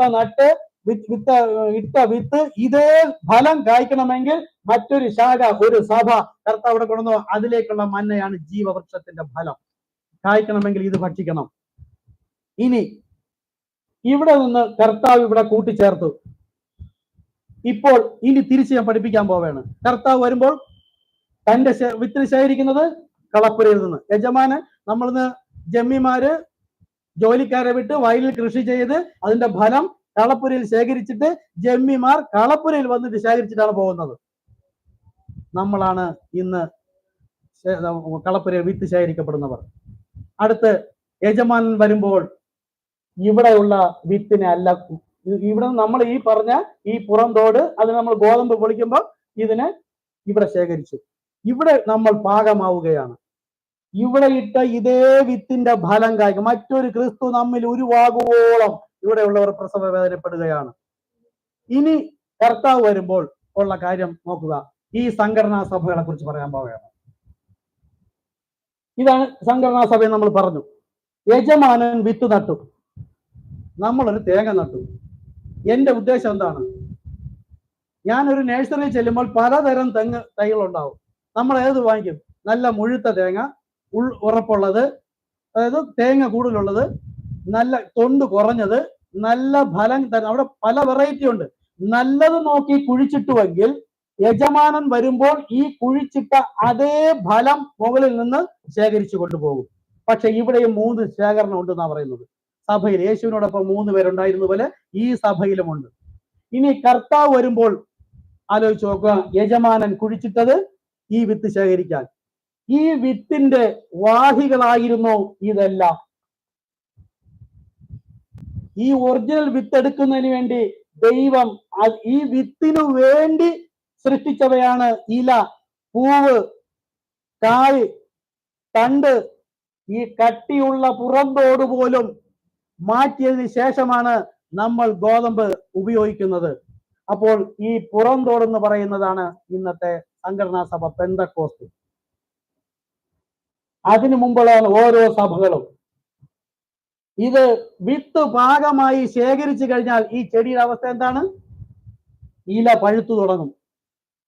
ഇല പഴുത്തു തുടങ്ങും. ഈ തണ്ട്, ഇല എല്ലാം പഴുത്ത് ഉണങ്ങിപ്പോകും. പഴുത്ത് ഒരുവിധം പാകമായി വരുമ്പോൾ ഗോതമ്പ് ശേഖരിച്ചു കഴിഞ്ഞാൽ പിന്നെ ഇതിലേക്ക് വയ്ക്കുന്നു, തീക്കായി കൂട്ടിക്കെട്ടുന്നു. സംഘടനാ സഭയിൽ നിന്ന് ഒറിജിനൽ സീഡിനെ കർത്താവ് പുറത്തേക്ക് വിളിച്ചു വന്നാൽ കളകളെ തീക്കായി കൂട്ടിക്കെട്ടുകയാണ്. ഗോതമ്പ് തൊണ്ടോടുകൂടി ഉണ്ടെങ്കിലും പാകപ്പെട്ട് കഴിയുമ്പോൾ നമ്മൾ മുളവൊക്കെ പറിച്ചു കഴിഞ്ഞാൽ ആ മുളവ് തോലോടുകൂടി തന്നെയാണ് നമ്മൾ പാകപ്പെടാൻ വെക്കുന്നത്. തൊണ്ട്, തേങ്ങ അതുപോലെ തന്നെയാണ്. പക്ഷേ യജമാനൻ വരുമ്പോൾ എന്ത് വിത്താണോ ഇട്ടത് അതേ വിത്ത് ശേഖരിച്ചു കൊണ്ടുപോകുമ്പോൾ ഈ പുറന്തോട് പോലും ഉപേക്ഷിച്ച് കളഞ്ഞിട്ടാണ് പോകുന്നത്. ഈ കത്തോലിക്ക മുതൽ പെന്തക്കോസ്ത് സഭയിലിരിക്കുന്ന ജനങ്ങളെ, നിങ്ങളോട് ഞങ്ങൾക്ക് പറയാനുള്ളത് ദൈവത്തിന്റെ അരുളപ്പാടുകളാണ്. നിങ്ങൾക്ക് ഞങ്ങൾ ഭോഷന്മാരായിരിക്കാം, ഞങ്ങളുടെ ചർച്ചും ജനങ്ങളും ഭോഷന്മാരായിരിക്കാം. യേശു വന്നപ്പോൾ മനസ്സിലായത് പൊട്ടനും കുരുടനും വേശ്യയ്ക്കും ജന്മാനും ചെരുപ്പൂത്തി അതുപോലെ ആർക്കും വേണ്ടാത്തവർക്ക് മനസ്സിലായി. അവരെ നിങ്ങൾ ജ്ഞാനികൾ പരിഹസിച്ചു. അവരെ കുറിച്ച് ബൈബിൾ എഴുതിച്ചിട്ടുണ്ട്. അവരെല്ലാം വീണുപോയവരാ. ഈ എളിയ മനുഷ്യനോട് ദൈവത്തിന് കൃപ തോന്നിയുണ്ട ഇന്ന് ലൈവിലൂടെ ഞങ്ങൾ നിങ്ങളോട് അറിയിക്കുന്നത്. ഇത്രയും വലിയ സത്യങ്ങൾ, മർമ്മങ്ങൾ ഇത് വിശദീകരിച്ച ധാരാളമുണ്ട്. നമ്മൾ ധാരാളം പഠിപ്പിക്കാറുണ്ട്. ഇതാ ഈ ഗോതമ്പ് ചെടി അതാണ് ഇവിടെ കൊടുത്തിരിക്കുന്നത്. ഞാനിപ്പോ ഇതിൽ വരച്ച് പഠിപ്പിക്കാന്ന് വിചാരിച്ചതാ. ഗോതമ്പ് അവിടെ ശേഖരിച്ചു കഴിഞ്ഞാൽ പിന്നെ ഇത് പൂവും കായും ഇലയും തണ്ടും എന്തിനാ പോകും. കാരണം എന്താ? ലാസ്റ്റിൽ വന്നപ്പോൾ ഇതിന്റെ ജീവൻ മുഴുവനും വീണ്ടും ക്രിസ്തുവിൽ ഒന്നായി ചേർക്ക. ദൈവിക വെളിപ്പാടോടുകൂടി വളർത്തിയ വിത്ത് യജമാനൻ ശേഖരിച്ചു കൊണ്ടുപോയാൽ പിന്നെ ഭൂമി അതിലുള്ള സകലതിനെയും കത്തിക്കും, ഇതിനോടൊപ്പം കത്തിച്ചു കളയും. അതിനു മുമ്പ് ഈ സംഘടനാ സഭ വിട്ടോളണം. ഇവിടെ വരുമ്പോഴത്തേക്ക് ഇതല്ലേ ചർച്ച്? ഇത് ഇവിടെ വന്നവരുണ്ട്, ഇടുക്കിന്നൊക്കെ വന്ന ആൾക്കാർ ഇതെന്താ കോഴിക്കോടുതല്ലേ ഇരിക്കുന്നത്, കുറെ പാലക കൊണ്ട് തട്ടി മറച്ച്, ഇതാണോ ചർച്ച്? വന്നപ്പോ ഞങ്ങൾ പഠിപ്പിക്കാൻ, ഒന്നും ഇവിടെ പിക്ചർ ഇല്ല, ഇവിടെ പഠിപ്പിക്കാൻ കുറെ പിക്ചർ വെച്ചിരുന്നു. ഈ ഇതൊക്കെ വിഗ്രഹങ്ങളല്ലേ? നോക്കൂ എന്താ അവർ കണ്ടത്. ഫെലിസ്തീർ സൈന്യത്തെ ഇസ്രായേലിലെ ജനം കണ്ടപ്പോൾ വൻമതിലുകളും മല്ലന്മാരും ഉണ്ടെന്ന് കണ്ടിട്ട് പോയതുപോലെ അവിടെ ഒരുത്തരുണ്ടായിരുന്നു കുള്ളൻ, ആർക്കും വേണ്ടായിരുന്നു. അവൻ പണ്ട് ആടുമയ്ക്കുമ്പോഴും അവൻ വെളിയിലായിരുന്നു, അവൻ ആർക്കും വേണ്ടായിരുന്നു. അപ്പൊ ഈ ദൈവം വിളിച്ചവർ എല്ലാം അങ്ങനെ തന്നെയായിരുന്നു. ആ കുള്ളനായ ദാവീദിനൊരു വചനം പിടികിട്ടി. അവൻ പണ്ട് അബ്രഹാമിനെ വിളിക്കുമ്പോ എന്റെ ഭുജം നിന്നെ താങ്ങിക്കൊള്ളും. അവന് ബോധമുണ്ടായി. തെറ്റാടി എടുത്ത് വെച്ച് അടിച്ചാൽ എവിടെ കൊള്ളണമെന്ന് അവനറിഞ്ഞു. പക്ഷെ കർത്താവിനറിയാം ഈ ജനത്തെ തോൽപ്പിക്കേണ്ടത് കർത്താവിന്റെ ഉദ്ദേശമാണെന്ന് മനസ്സിലായ ഒരുവനാണ്. അതാണ് നമ്മൾ. ഈ സംഘടനാ സഭ നമ്മൾ അറിയിച്ചുടനെ കൂട്ടത്തോടെ ഓടി വന്നില്ലെന്നും പറഞ്ഞുകൊണ്ട് നോഹ വിഷമിച്ചില്ല. നോഹ 120 വർഷം ഏകദേശം ഇന്നത്തെ പുരുഷായുസ്. അവന്റെ ആയുസ് മുഴുവൻ പറഞ്ഞു തീർത്തിട്ടും അവൻ ഒരു സ്ഥലത്ത് പോയി അറിയിച്ചിട്ട് തിരിച്ചു വരുമ്പോൾ ജനം കൂട്ടത്തോടെ വരുന്നോ എന്നും കഴിഞ്ഞ പ്രാവശ്യം അറിയിച്ച ഭാഗത്തൂടെ പോകുമ്പോൾ ആരെങ്കിലും എന്നെ വിളിക്കുന്നൊന്നും അവൻ നോക്കില്ല. അങ്ങനെ തന്നെയാണ് നമ്മൾ. കൊണ്ടുകൊടുക്കുമ്പോൾ വലിയ സന്തോഷമായിരിക്കും. അവസാനം കൊണ്ട് വീട്ടിൽ പോയി വായിച്ചു നോക്കുമ്പോൾ യേശുവിന്റെ നാമം കൊണ്ട് വന്നിരിക്കുന്നു. അവന്റെ മീറ്റിംഗിൽ അവസാനം വിളിച്ചത് യേശുവേ നീ മാത്രം മതി, നീ മാത്രം മതി. ആ യേശു ക്രിസ്തു നാമമായിട്ട് കൊണ്ടുവന്നപ്പോൾ അവൻ അതിനെ തള്ളണമെങ്കിൽ ഏത് ആത്മാവിൽ അവരിരിക്കുന്നത്. നോക്കൂ, നിങ്ങൾക്കിത് മനസ്സിലാകണമെങ്കിൽ അവരടുത്ത് പോയി പറയുക. നിങ്ങൾ സ്വർഗത്തിന്റെ പദ്ധതിക്ക് വേണ്ടി മെനയപ്പെട്ടവരാണ്. മെനയപ്പെട്ടവർ ദൈവത്തിന്റെ കൈകളാൽ മെനയപ്പെട്ടവരാണ്. എല്ലാവരും അങ്ങനെ തന്നെ. പക്ഷെ അതിൽ ദൈവം തന്റെ, നോക്കൂ, ഞാൻ എന്റെ വർഷങ്ങൾ കൊണ്ടുള്ള ഒരു ആഗ്രഹം സാധിക്കാതിരിക്കുമ്പോൾ അത് സാധിക്കാനായി ഞാൻ ഒരുവനെ ഏൽപ്പിക്കണമെങ്കിൽ അവനിൽ ഞാൻ എത്ര വിശ്വസിക്കണമെന്നാണ് ആലോചിച്ചു നോക്കും. ഈ ഗോതമ്പിനെ കളപ്പുരയിൽ ശേഖരിക്കാനായിട്ട് കർത്താവിന് നമ്മുടെ കയ്യിൽ ഈ രഹസ്യങ്ങൾ, മർമ്മങ്ങൾ പഠിപ്പിച്ചിട്ട് അതുമായി ദേശാന്തരങ്ങൾ പോയി കൊണ്ട് കൊടുക്കണമെങ്കിൽ കുറച്ചു ദൂരം പോയിട്ട് മഴ ആരും പാസ്റ്റൊന്നും ഇല്ലല്ലോ, അത് ഇന്ന് പോണ്ട, നമുക്ക് പോവാം, പാസ്റ്റ് ഉണ്ടെങ്കിൽ പോവാം എന്ന് പറഞ്ഞിട്ട് മടങ്ങി പോണവരും പാസ്റ്റ് വിളിച്ചാൽ കൂടെ വരുന്നവരൊന്നും അല്ല. ഞാൻ അതുകൂടെ പറയാണ്. ഞാൻ വിളിച്ചാൽ മാത്രം പറഞ്ഞവർ അങ്ങനെയുള്ളവരൊന്നും അല്ല. നോക്കി, എന്നെ ആര് കൊണ്ടുപോയി അത് സാക്ഷ്യം പറയാനുള്ള ആള് തന്നെയാണ് ഞാൻ. എന്റെ പാസ് അടങ്ങിയിരിക്കുന്ന പറഞ്ഞത്. പോകരുത് പോകരുത് പോകരുത്, സുവിശേഷം അറിയിക്കരുത്. സർപ്പസന്തതി എന്ന് വിളിച്ച് ഞാൻ എന്നെ സ്ഥാനപ്പെടുത്തി വയ്ക്കുക. സുവിശേഷം അറിയിക്കുന്നത് സർപ്പസന്തതി തന്നെയാണ്. സ്ഥാനപ്പെടുത്തിയപ്പോഴും തിരുവത്താഴം കൊടുത്തപ്പോഴും ഫേസ്ബുക്കിലൂടെ, വാട്സപ്പിലൂടെ, യൂട്യൂബിലൂടെയും ഫോണിലൂടെയൊക്കെ സുവിശേഷം അറിയിച്ച് അങ്ങനെയുള്ളവരെയൊക്കെ സ്ഥാനപ്പെടുത്തിയും കൂടെ മനുഷ്യനാ പറഞ്ഞത് അടങ്ങിയിരുന്നോളാം, സുവിശേഷം അറിയിക്കാൻ പോകരുത്. പിന്നീട് എനിക്ക് വിളിച്ച് ഫോണിലൂടെ എന്റെ നേരെ കണ്ട ചൗക്കിനെ ആഴ്ച പൊട്ടിക്കും തന്നെ പറഞ്ഞു എന്നെ സ്ഥാനപ്പെടുത്തിയ പാസ്റ്റർ. ആ സമയത്ത് സാത്താനാ സംസാരിച്ചത്. ഇവിടെ വന്നിട്ട് 7 വർഷമായി, ഞാൻ വന്നിട്ട് 14 വർഷമായി. ഇന്ന് വരെയും ലക്ഷക്കണക്കിന് രൂപ ചെലവാക്കി നമ്മൾ ചെയ്ത് നിങ്ങളെയും വിളിക്കുന്നു, കൊണ്ടുപോ. ഇതിനകത്ത് ഒരു ട്രാക്ടറും പുറത്തു പോയി കൊണ്ട് കൊടുക്കാത്തവരുണ്ടാകും. കൊണ്ടുപോയ ട്രാക്ടറൊക്കെ ന്യായവധി നാളിൽ അവിടെ തീക്കാത്ത ഇടാനാണെങ്കിൽ നിങ്ങളെങ്കിൽ അവിടെ കൊണ്ടിടാം, ഈ ട്രാക്ടർ ഉൾപ്പെടെ ആർക്കെങ്കിലും കൊടുത്തില്ലെങ്കിൽ. ജീവവൃക്ഷത്തിന്റെ ഫലമാണ് ദൈവം നിങ്ങളെ ഏൽപ്പിച്ചത്. അതുകൊണ്ട് കുഴിച്ചിട്ടാൽ ഞാനിങ്ങനെ പറയുന്നുണ്ട്. ഈ വെറുതെ ഒന്ന് പറയുന്നത്, ഇവിടെ നിന്ന് പോയ ജനങ്ങളെല്ലാം പറയുന്നു പോൾ പാസ്റ്റർ സംസാരം ശരിയല്ല, കഠിനമായി പറയുന്നു എന്ന്. അതാ ഞാൻ ഉദാഹരണം പറഞ്ഞത്. സ്വന്തം കുഞ്ഞുങ്ങൾ വഴിവെച്ചുമ്പോ എന്ന് പറഞ്ഞിട്ടിരിക്കുക, കണ്ടവുമായിക്കൊണ്ടിരുന്നപ്പോ അതെങ്ങനെ പോട്ട്. പക്ഷെ എന്റെ പ്രാണനാണ് നഷ്ടപ്പെടുന്നത്, എന്റെ ഹൃദയം തുടിക്കും, ഞാൻ കോപിക്കും, വടിയെടുത്ത് അടിക്കും. എന്തിനാ? നേർവഴിക്ക് കൊണ്ടുവരുവാൻ. അതാ കർത്താവിനുള്ളവർ. എനിക്ക് നിങ്ങളോട് ആരോടും കോപിക്കണമെന്നില്ല, വ്യക്തിപരമായിട്ടൊന്നും അല്ല. ദൈവം അങ്ങനെയാണ്. നമുക്ക് വേറെ മെസ്സേജ് കണ്ടതാ, അന്ത്യകാലത്ത് ദൈവം ഉപയോഗിക്കുന്ന പുരുഷന്മാരിലും സഭാപുരോധന്മാരിലും ഏലിയാവിന്റെ ആത്മാവിന്റെ സ്വാധീനം ഉണ്ടായിരിക്കുമെന്ന്. യോഹന്നാന്റെ തല വെട്ടുമെന്ന് അറിയില്ലായിരുന്നോ? യോഹന്നാൻ സ്നാപകൻ എന്താ പറയുക? രാജാവെ, നീ ചെയ്തത് ശരിയല്ല, തലവെട്ടി. അവൻ ഈ ലോകത്തിൽ ജീവിതം കാക്ഷിച്ചവനല്ല. അപ്പോസ്തലന്മാർ അതിന്റെ എരിവുള്ളവരായ, എണ്ണയിലിട്ടു, തലകീഴായിട്ടു, എങ്ങനെയെല്ലാം ഉപദ്രവിച്ചു, അവർ ചഞ്ചലിച്ചില്ല. അങ്ങനെയെങ്കിൽ പ്രവാചകനെ ഏതെല്ലാം തരത്തിൽ ഉപദ്രവിച്ചു. അവസാനം മരിക്കുന്നതിന് ഒരു 4-5 ദിവസം മുമ്പ് പറഞ്ഞു, എന്റെ ശരീരം ആക്സിഡന്റിൽപ്പെട്ട് റോഡിൽ രക്തം വാർന്നൊലിഞ്ഞു കിടക്കും, അങ്ങനെ തന്നെ ഞാൻ മരിക്കേണ്ടി വന്നാലും അപ്പോഴും ഞാൻ ക്രിസ്തുവിലായിരിക്കും, ഞാൻ ഭയക്കുന്നില്ല. 12-ാം തീയതി പ്രസംഗിച്ച് തീർന്നു. 26-ാം തീയതി ഞാൻ മരിക്കും. ഡിസംബർ 1965 ഡിസംബർ 25-നാണ് 26-നാണ് മരിക്കുന്നത്. അതിനും 12 ദിവസത്തെ കൊണ്ട് ലാസ്റ്റ് മെസ്സേജ് എടുത്ത് തീർന്നു. വീണ്ടും 12 ദിവസം ഉണ്ടായിരുന്നു. രാത്രിയും പകലും മെസ്സേജ് സംസാരിച്ചുകൊണ്ടിരിക്കുകയാണ്. കാര്യം ഇനി കാലം ഉണ്ടാവുകയില്ല. ബൈബിളിലെ മുഴുവൻ മർമ്മങ്ങളും വെളിപ്പെടുത്തി കൊടുക്കാൻ ദൈവം ഒരുവനെ ഉപയോഗിച്ചതാ. 4-5 മീറ്റിംഗ് ഒരു ദിവസം. പക്ഷെ ഡിസംബർ 12, 1965 ഡിസംബർ 12-ാം തീയതി അവസാനത്തെ ശുശ്രൂഷ തിരുവത്താഴമായിരുന്നു. യേശു ക്രിസ്തുവിന്റെ അവസാനത്തെ ശുശ്രൂഷ ചെവി മുഴുവൻ ഒട്ടിച്ചു കൊടുത്തു. പക്ഷെ ശിഷ്യന്മാരുമായിട്ട് ഇരുന്ന് ചെയ്ത ശുശ്രൂഷ തിരുവത്താഴം. അതിനുശേഷം 12 ദിവസം ഇദ്ദേഹം ഉണ്ടായിരുന്നു, ഒരു മെസ്സേജും പറഞ്ഞില്ല. നോക്കൂ, ആ 12-ാം തീയതി മരിക്കുന്നതിന് കുറച്ച് ദിവസം മുമ്പ് എടുത്ത ഒരു മെസ്സേജിലാണ് പറഞ്ഞത്, എന്റെ ശരീരം ഇങ്ങനെ റോഡിൽ രക്തം വാർന്നൊലിച്ചു പോകും, എന്നാലും ഞാൻ ഭയപ്പെടുന്നില്ല. അങ്ങനെ തന്നെയാണ് മരണം. ഒരു ആക്സിഡന്റ്, കാറിടിച്ചാ കൊന്നത്. ഇത് മുൻകണ്ടിട്ടും പേടിച്ചിട്ടൊന്നുമില്ല. നമ്മൾ ട്രാക്ക് കൊണ്ട് കൊടുക്കാൻ പോകുമ്പോൾ ഉപദ്രവം ഏൽക്കുമെന്ന് പറഞ്ഞ് ഭയക്കരുത്. അതുപോലെ ഇതിനിടയിലാണ് ഒരു കാര്യം പറയാം, ഞാൻ അതിനൊരു വീഡിയോ ചെയ്യും. ഒരു IAS ഉദ്യോഗസ്ഥനാണെന്ന് തോന്നുന്നു, ഡോക്ടറാണെന്ന് തോന്നുന്നു. അദ്ദേഹം പറയുന്നു, നരേന്ദ്രമോദിക്ക് കത്തെന്ന് പറഞ്ഞ് ഈ ക്രിസ്ത്യാനികളെ ഉപദ്രവിക്കാൻ നിങ്ങൾ വിചാരിച്ച നിർത്താൻ കഴിയില്ലേ? ഓരോ ക്രിസ്ത്യാനികൾ ഉപദ്രവിക്കുന്നത് പാടില്ല. ദൈവജനം ഉണരണം, പ്രാർത്ഥിക്കണം. ഇത് ചെയ്യാൻ പാടില്ലാത്ത കാര്യമാണ്. ഞാൻ അതൊരു വീഡിയോ ചെയ്യാൻ പോവുകയാണ്. ഈ പീഡയുടെ കണ്ടിട്ട് വേണം, നടന്നിട്ട് വേണം യേശുവിന് വരാൻ. എഴുതി വെച്ചിരിക്കുകയാണ്. ഒന്നാമത്തെ അപ്പോസ്തല പ്രവൃത്തി മുതൽ പരിശുദ്ധാത്മാവ് മുകളിൽ നിന്ന് വന്ന് സ്നാനമേറ്റ് അവർ ഇറങ്ങിയപ്പോൾ തന്നെ ഉപദ്രവമുണ്ടായി. ഗുഹകളിലും മലമടക്കുകളിലും ശവക്കല്ലറിലും ആരാധിച്ചു. പിന്നും ആരാധിച്ചവരെ കൊന്നു. അവർ വീണ്ടും യാത്ര ചെയ്ത് 2000 വർഷമായി ഇന്ന്. അപ്പോഴാണ് നമ്മളോട് പറയുന്നത് ഇപ്പൊ ഉപദ്രവമൊന്നുമില്ല. നമ്മൾ പറയുന്നു ഒന്നാമത്തെ വിശ്വാസത്തിലേക്ക് മടങ്ങിപ്പോകാം. ഒന്നാമത്തെ വിശ്വാസത്തിലേക്ക് നമ്മൾ മടങ്ങി വരുമ്പോൾ ഈ കർത്താവ് യേശു ക്രിസ്തു നാമത്തിലാണ് സഭ കെട്ടിയത്. ഇതേ വെളിപ്പാടിൽ വന്നപ്പോൾ ഇതേ ദൈവത്തിന്റെ സഭ എന്ന് പറയുന്ന ഈ വിശ്വാസികൾ തന്നെ നമ്മെ ഉപദ്രവിച്ചു തുടങ്ങി. നമ്മൾ ഒരു സിനിമ എന്തെങ്കിലും റീവൈൻഡ് ചെയ്യുന്നത് പോലെ തിരിച്ചു വന്നുകൊണ്ടിരിക്കുകയാണ്. ഒന്നാമത്തെ അപ്പോസ്തലരുടെ വിശ്വാസത്തിലേക്ക് വന്നപ്പോൾ ഇവിടെ എന്താണ് ഉണ്ടായത്? ഉപദ്രവം. ഒന്നു ഒളിച്ചുപോയി ഗുഹകളിലും മലമടക്കുകളിലും ഒക്കെ. നമ്മൾ അവിടെ എത്തിയിട്ടില്ല, അതിന് തൊട്ട് മുമ്പിൽ നിൽക്കുകയാണ്. ലോകത്ത് സംഭവിച്ചുകൊണ്ടിരിക്കുന്നു, നമ്മുടെ സഭയിൽ ഉടനെ നടക്കും. ഇതുകൂടെ നടക്കണ്ട എന്ന് പറയുന്നവൻ എങ്ങനെ പരിശുദ്ധാത്മാവുള്ളവനാകും? അവൻ ഈ ലോകത്ത് ജീവനെ കാക്ഷിക്കുന്നവനാ. ക്രിസ്ത്യാനികളെ ഉപദ്രവിക്കരുത്. ഞാൻ മുമ്പ് ഫേസ്ബുക്കിലിട്ട് ഇങ്ങനെ പറയുന്നവർ എതിർ ക്രിസ്തുക്കളാണ്. യേശു മുന്നമേ കണ്ട് എഴുതി വെച്ചിരിക്കുന്നു. അപ്പൊ ഒന്നാമത്തെ സഭയിലേക്ക് കടന്നു പോകുമ്പോൾ യോഹന്നാൻ 15:16 പറയുന്നു, ഞാനിത് മുന്നമേ പറയുന്നു, പിതാവിനെയും എന്നെയും അറിയാത്തത് കൊണ്ടത്രേ അവർ നിങ്ങളെ ഉപദ്രവിക്കുന്നത്. ലോകം ഈ സംഘടനാ സഭകൾ പിതാവ് പുത്രൻ പരിശുദ്ധാത്മാവ് വേറെ എന്നും ഒന്നൊന്നും അറിഞ്ഞിരുന്നിട്ടും നമ്മളോട് അറിയിക്കുമ്പോൾ അവർ നമ്മളെ ഉപദ്രവിക്കണമെങ്കിൽ പിതാവിനെയും എന്നെയും അറിയാത്തത് കൊണ്ടല്ലേ അവരെന്തിനാ നമ്മളെ ഉപദ്രവിക്കുന്നത്? ദൈവത്തിന്റെ കൽപ്പനയെ തെറ്റിക്കുന്ന കൂട്ടരുന്ന് ആര് പറഞ്ഞു? അപ്പോസ്തലൻ പറഞ്ഞു. അപ്പോസ്തലന്റെ ഉള്ളിൽ ആര് പറഞ്ഞു? ഇതേ കർത്താവായ യേശു ക്രിസ്തു. എന്നെയും ദൈവത്തെ അവർക്ക് അറിയില്ല. എന്റെ ആരാണെങ്കിൽ ആ ശബ്ദം അവർ തിരിച്ചറിയുമായിരുന്നു. അതുകൊണ്ടാണ് അവർ നമ്മെ പീഡിപ്പിക്കുന്നത്.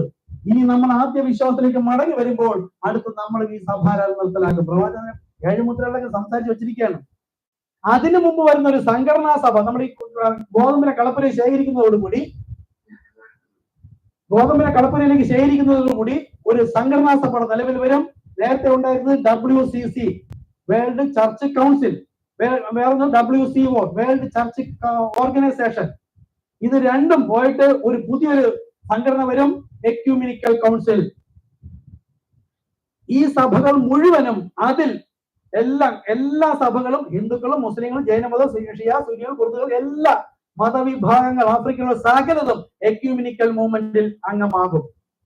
ആ സമയത്ത് അവരംഗമായിക്കൊണ്ടിരിക്കുമ്പോൾ ഗോതമ്പിനെ കളപ്പുരയിൽ ശേഖരിക്കുകയും അവരുമായി പുറത്തേക്ക് പോവുകയും കർത്താവിന്റെ ജനത്തെ അവർ പീഡിപ്പിക്കും. നമ്മൾ അതിൽ രജിസ്റ്റർ ചെയ്യില്ല. അങ്ങനെ വരുമ്പോൾ സഭ നിർത്തലാക്കും. അത് ഈ പെന്തക്കോസ്തരനെ കൊടുക്കും, ഉപദ്രവിക്കും.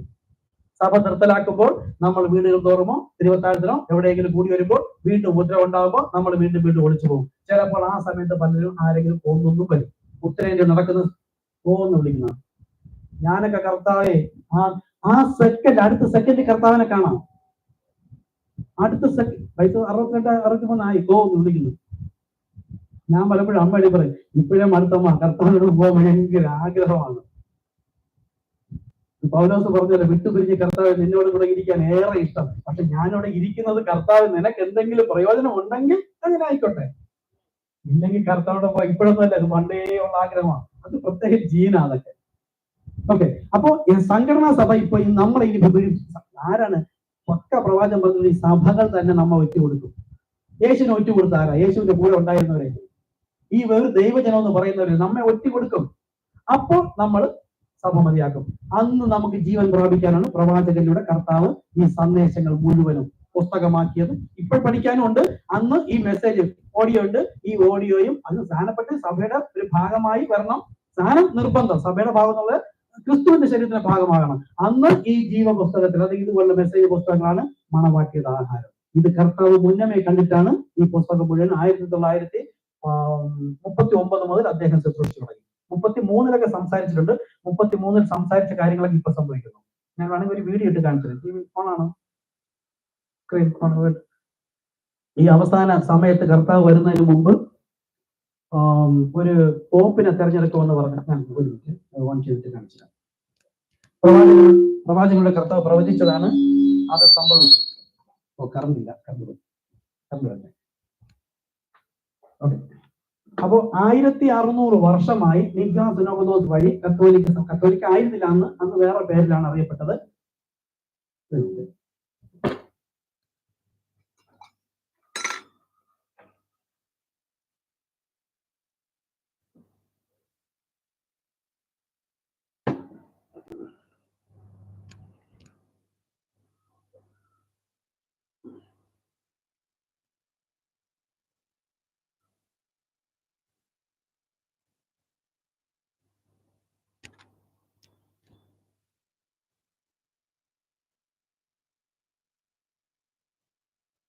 ഞാൻ നമ്മുടെ ഗ്രൂപ്പിലേക്ക് ഇട്ട് ആരെങ്കിലും കണ്ടായിരുന്നു? അത് നമ്മുടെ ചർച്ച് ഗ്രൂപ്പിൽ ഇതിന്റെ വീഡിയോ ഇട്ടിരുന്നു. 58-ലാണ് പ്രവാചകൻ 58-ൽ പ്രവചിച്ചിരുന്നു. ഒരു പോപ്പ് ഉണ്ടാവും, അമേരിക്കയിൽ നിന്നായിരിക്കും. അദ്ദേഹം വരുന്ന സമയത്ത് ഈ എക്യുമെനിക്കൽ കൗൺസിൽ വഴിയായി കളകളെ കൂട്ടിക്കെട്ടുകയും അദ്ദേഹത്തിന്റെ ഭരണകാലത്ത് നടക്കുന്ന കാര്യങ്ങൾ വേറെ മെസ്സേജുകൾ ധാരാളം പറഞ്ഞിട്ടുണ്ട്. 1600 വർഷമായിട്ട് ഇതുവരെ അമേരിക്കയിൽ നിന്നൊരു പോപ്പ് വന്നിട്ടില്ല. ഇപ്പം അമേരിക്ക എന്നുള്ള പോപ്പാണ് വന്നത്. ആലോചിച്ച് നോക്ക്, കാലം എത്ര ചുരുങ്ങി. അവിശ്വാസികൾ ദൈവത്തിന്റെ പദ്ധതി പ്രകാരം ഒരുക്കിക്കൊണ്ടിരിക്കുന്നു. നമ്മൾ ഒരുങ്ങാറുണ്ടോ? അതാണ് നമ്മൾ പരിശോധിക്കാനുള്ളത്.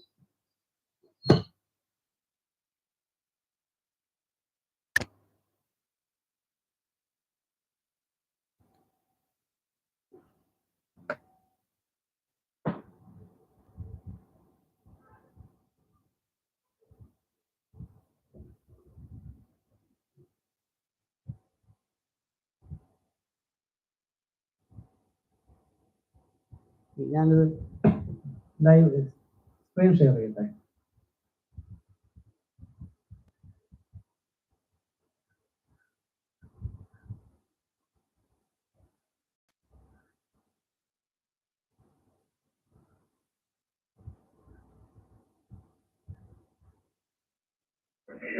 These were these glorious days when the United Confederation Church goes together and the new Pope is brought out of the United States and throw their appointed. Then they'll form an image likeness to the beast, and I'll tell you the true church of God will be. അവസാനത്തെ പ്രവാചകനെ അമേരിക്കയിൽ നിന്നുള്ള ഒരു പ്രവാചകനെ തെരഞ്ഞെടുക്കുന്ന സമയത്ത് ecumenical council പറഞ്ഞത് ecumenical കൗൺസിലായി സംഘടനാ സഭകളെ കൂട്ടിക്കെട്ടുകയും ഗോതമ്പ് കളപ്പുരയിലേക്ക് ശേഖരിക്കപ്പെടുകയും ചെയ്യുന്ന സമയത്ത് തന്നെ ഇങ്ങനെ ഒരു വ്യക്തിയെ അമേരിക്കയിൽ നിന്ന് തിരഞ്ഞെടുക്കുകയും രാഷ്ട്രീയപരമായ കാര്യങ്ങൾ, ഇത് വേറെ പല മെസ്സേജുകൾ സംസാരിച്ചിട്ടുണ്ട്. ഇവർ രാഷ്ട്രീയപരമായ കാര്യങ്ങൾ ഇടപെടും. അതിന്റെ ഒരു സൂചനയാണ് ഇപ്പോൾ ഉക്രൈനും റഷ്യയും തമ്മിൽ നടക്കുന്ന യുദ്ധം. ആർക്കും നിർത്താൻ പറ്റാത്തത് കൊണ്ട് അമേരിക്കൻ പ്രസിഡന്റ് എന്ത് പറഞ്ഞറിയാമോ? കേട്ടാരെങ്കിലും? പോപ്പ് അതിൽ ഇടപെടട്ടെ, പോപ്പ് യുദ്ധം നിർത്തലാക്കട്ടെ, അങ്ങനെയുള്ള കാര്യങ്ങളിൽ ഇടപെടുമെന്ന് പ്രവാചകൻ സംസാരിച്ചു പോയിട്ടുണ്ട്. പക്ഷെ ഇപ്പം ട്രംപ് പറഞ്ഞുകൊണ്ടെങ്കിൽ പോയി ഇടപെട്ടിട്ടില്ല. ഒരു മുൻകൂറി എപ്പോഴും ഉണ്ട്, മുൻമഴയും പിന്മഴയും എപ്പോഴും ഉണ്ട്. ഇസ്രായേലിനെതിരായിട്ട് ഇത്രയും കാലം അമേരിക്ക നിന്നു, ഇന്ന് വരെ ഇസ്രായേലിനെതിരായിട്ട് അമേരിക്ക നിന്നിട്ടില്ല. ഇപ്പം ഇസ്രായേലിനെതിരായിട്ട് നിൽക്കുകയാണ്, ഇസ്രായേലിന്റെ എതിരായിട്ട് പ്രവർത്തിക്കുകയും ചെയ്യുന്നുണ്ട്. ഇതൊരു മുൻമഴയാണ്. അതായത് മഹോദര കാലത്ത് ഇസ്രായേലിനെ അനുകൂലിക്കുന്ന രാജ്യങ്ങൾക്ക്, ഇസ്രായേലിനെ താങ്ങുന്ന രാജ്യങ്ങൾക്ക് ഞാൻ കഷ്ടത വർദ്ധിപ്പിക്കും, കഠിനമാക്കും എന്ന് പറയുന്നുണ്ട്. അപ്പോൾ അവരെല്ലാവരും ഒറ്റ സഖ്യമാവും.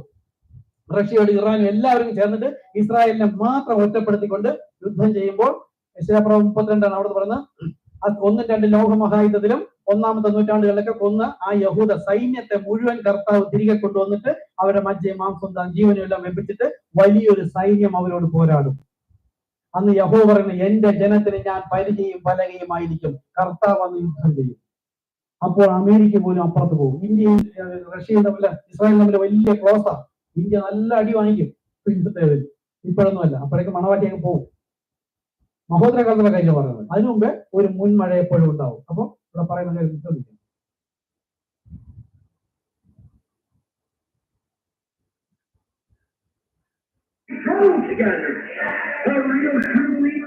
New pope from USA.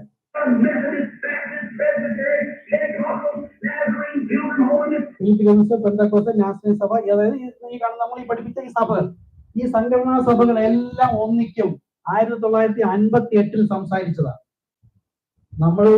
ഞാനൊന്നും ജനിച്ചിട്ട് പോലുമില്ല നമ്മളുടെ പലരും. ഇന്നിപ്പോൾ നമ്മുടെ കൺമുമ്പിൽ അത് സംഭവിച്ചിരിക്കുന്നു. നമുക്കെന്ത് ഭയമാണോ? ഭയം വെച്ചാൽ ദൈവഭയം. ശരിയായതിലേക്ക് ചെറിയ കൂട്ടമേ ഭയപ്പെടേണ്ട, വാതിലിടുക്കമുള്ളത് വഴി ഞെരുക്കമുള്ളത് കണ്ടെത്തുന്നവർ ചുരുക്കം.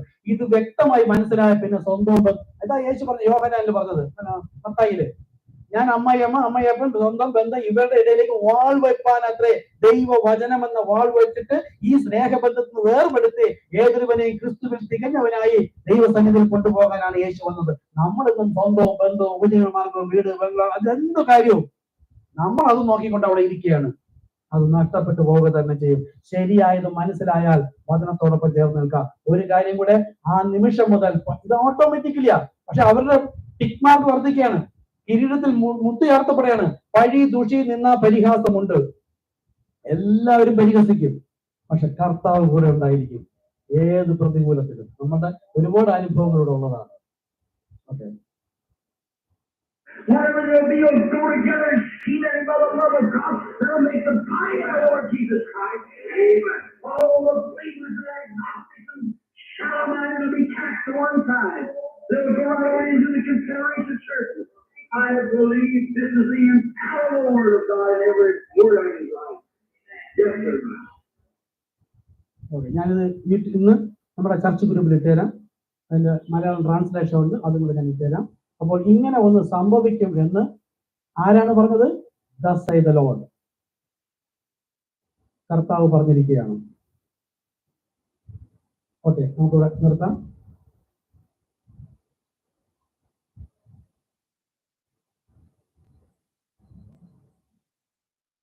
ഓക്കെ, അപ്പോൾ ജീവവൃക്ഷം നമ്മൾ ഇന്ന് എടുത്തതിന് എന്ത് കാര്യം മനസ്സിലായത്?